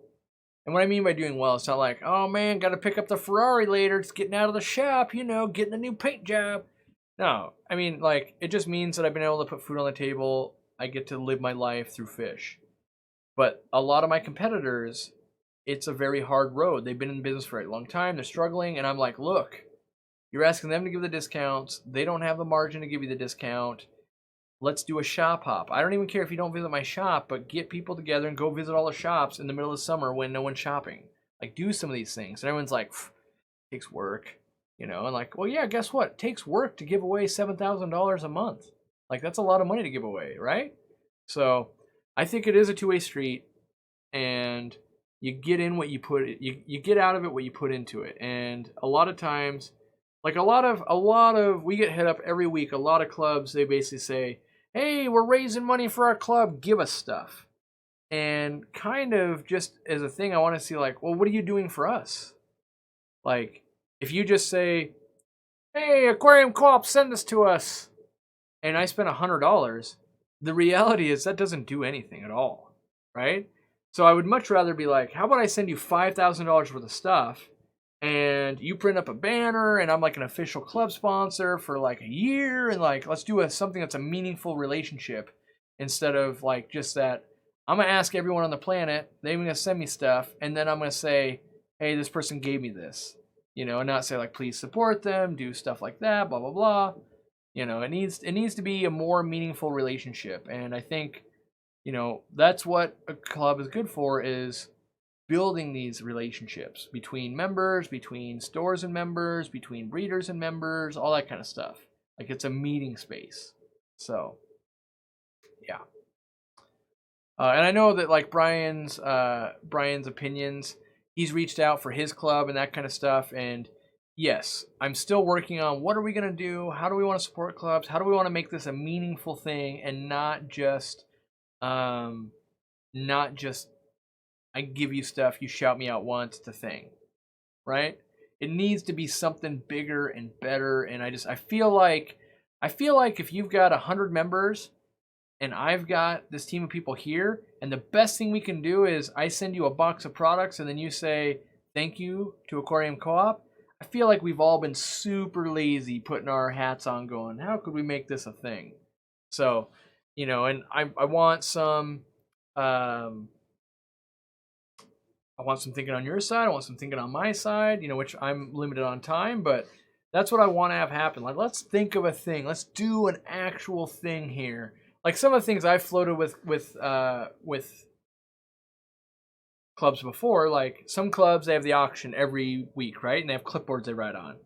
What does it take to have like Aquarium Co-op clipboards? Say aquariumcoop.com. Like, I want to buy supplies. Like, I want there to be an ongoing, this person or this store is supporting us. And at the same time, I don't want to make it so that all of your members only support Aquarium Co-op and thus your local stores go out of business, because that's bad for your club. But we need to be like, okay, so what is it your local scene's missing? Oh, no one sells plants? Great. Let's make it so Aquarium Co-op is the #1 plant source for your club, and you guys buy all your fish and all your other stuff from there, and it builds up the whole thing stronger, right? Because in theory, your stores get new members. Your new members then buy plants from me. Your club gets bigger, works out better for me. I supply you more plants, and you get a discount, or you get stuff to buy stuff, to do events, to do outreach, all that kind of stuff. Like, it needs to be just bigger than what it is right now. And I don't know the answer. If I did, I would be like, here's the answer. We're doing this. But I think when you get this many people involved, someone can come up with a good idea. It might not be me, might not be you, Might be, someone in the club that goes, hey, what about this crazy idea? Well, let's hear it. How is it? What's the logistics? So, and I've been on the board of directors for the Greater Seattle Aquarium Society. The people there, they do care. They're good people. They are volunteers, and sometimes you get caught up in bureaucracy, and you're like, oh, we want to do a thing, but we can't because of this thing, or this couldn't pass this initiative, or whatever. But yeah, that's the way it needs to be. I think is like a much more two-way street, and yeah. So local fish stores just need to do things right like you do. I don't believe that. I happen to be spoiled by having the Wet Spot as my local store. The average person wants sports stores. Local stores struggle with modern ads. I don't think everyone should do what I do because every state is different. Every type of fish, like communities are different. I think they should take an approach of we need to learn, we need to adapt. That's a smart line of thinking in business. I do believe the average person wants to support stores. So here's something I wanted to do. I remember, if you've been to a local fish store, so if you've driven to a store, it could be a Petco, could be a PetSmart, could be a mom and pop store, doesn't matter. But if you've been there looking to buy something, you didn't have to buy something, but did you go to a physical store and look at aquarium stuff? I want you to put LFS in the chat. I just want to see, like, out of these 1,600 people in the last 30 days, have you actually gone to a store? Or if you haven't been to a store, I want you to type the word online. And I'm not judging. I just purely want to see from a number standpoint how many of you are only able to purchase or not only, but are making those purchases online, whether you have to or you're doing to by choice. And then even if you're buying stuff online but you still go to your local store, I want to see that too. I want to know how many of you guys are still going to local fish stores, because I believe we all want to have a local fish store. We're going there with the hopes of finding what we want, and we're doing it at least once a month. I believe that to be a true metric. And I believe we're also buying online. I don't think too many of us are only buying online. And what I'm seeing here is probably 99 out of 100 are shopping at a local fish store. And let's say that 2 or 3% is only able, or not only able, but are only buying online. So if we know that 95% or more are going to a local fish store, we know that we still have plenty of chances to make money in a store. We know you guys are still showing up. We know there's money to be made. So now we just need to make sure that we do it, right? And so I think that's a very powerful thing right there, seeing how many people are still going to local fish stores, right? Most of you are, and I believe that if we can give you the products you want, the quality you want, at the prices you want, you would rather buy them in person than you would online. And I believe it's cheaper to sell it to you in store than it is online. Yeah, I do believe that. So, yeah. Watching is still rolling. It's cool to see that, I was going to be a little scared if it came in like half you guys were only buying online. I'd be like, wow, the times have changed more than I thought. And I realized that myself, I buy online quite a bit. But I still go to local fish stores. And I think when that changes to where we aren't going to local fish stores, the local fish store really is in trouble. So, if you own a local fish store, you're thinking about opening one, I still stand by. I think it's the best time right now to own and run a local fish store if you run a true fish specialty store. People are still going. They want to go, right? We just have to make sure that when they get there, they can spend money. Because I believe everyone that goes to a local fish store goes there with the intent of spending money. You might be just looking, but in the back of your mind, that $20 could buy me dinner tomorrow, or this fish. It's going to buy this fish. If the fish is there, you're going to buy it, right? So I still believe that opportunity exists for us, and that it's up to us as fish store owners and hobbyists. As a hobbyist, if I sell the product for the same price as it is online, I ask that you buy it from the local store. If we're more expensive, I can't fault you because I can't pretend to know your monetary situation.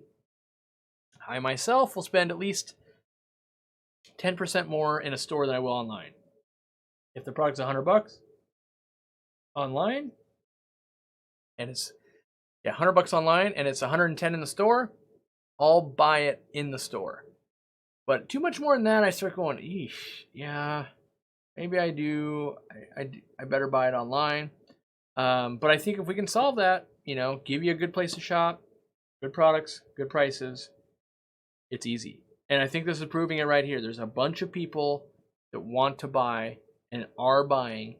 It's just whether they're buying with you or not. That's the big thing you got to ask yourself. As a store, if you're struggling, why aren't people buying with me? Is it price? Is it my bad bathroom? Is it my fish are sick? Is it my crappy attitude? Is it I'm closed 2 days out of the week? Like, in general, we know we have a market and people are buying. If they're not buying from me, it's my job to figure out why aren't they buying from me. That's just business. If you own a business and people aren't buying from you, if you don't figure out why they're not buying from you and correct that, you go out of business. That's just business. Easy as that. So, all right. Well, I got the phlegm. It is 7:06. It is snowing outside, and my puppies have no one in the house. My wife is gone. Jimmy's gone. The lights are on, but they're probably like, why is there no one here? We ate dinner, and it's been a ghost town ever since. So I'm going to go inside, and I'm going to hang out with the puppies, maybe answer some emails, maybe answer some comments, and get some business done. I know I've got a bunch of messages from the employees and things like that. We're all wondering, are we on a snow schedule tomorrow? What are we doing? And I appreciate you guys showing up, and I can't believe 1663 is a new record, and it seems impossible that we could beat that, but you never know. Maybe next month or next week, it's even better. So thanks for hanging out. Thanks for all the mods. Thanks for all the new members. Thanks for all the super chats. And time for me to go scavenge my own food. My wife usually has something waiting, but I gotta go make that burger wonton soup I was talking about.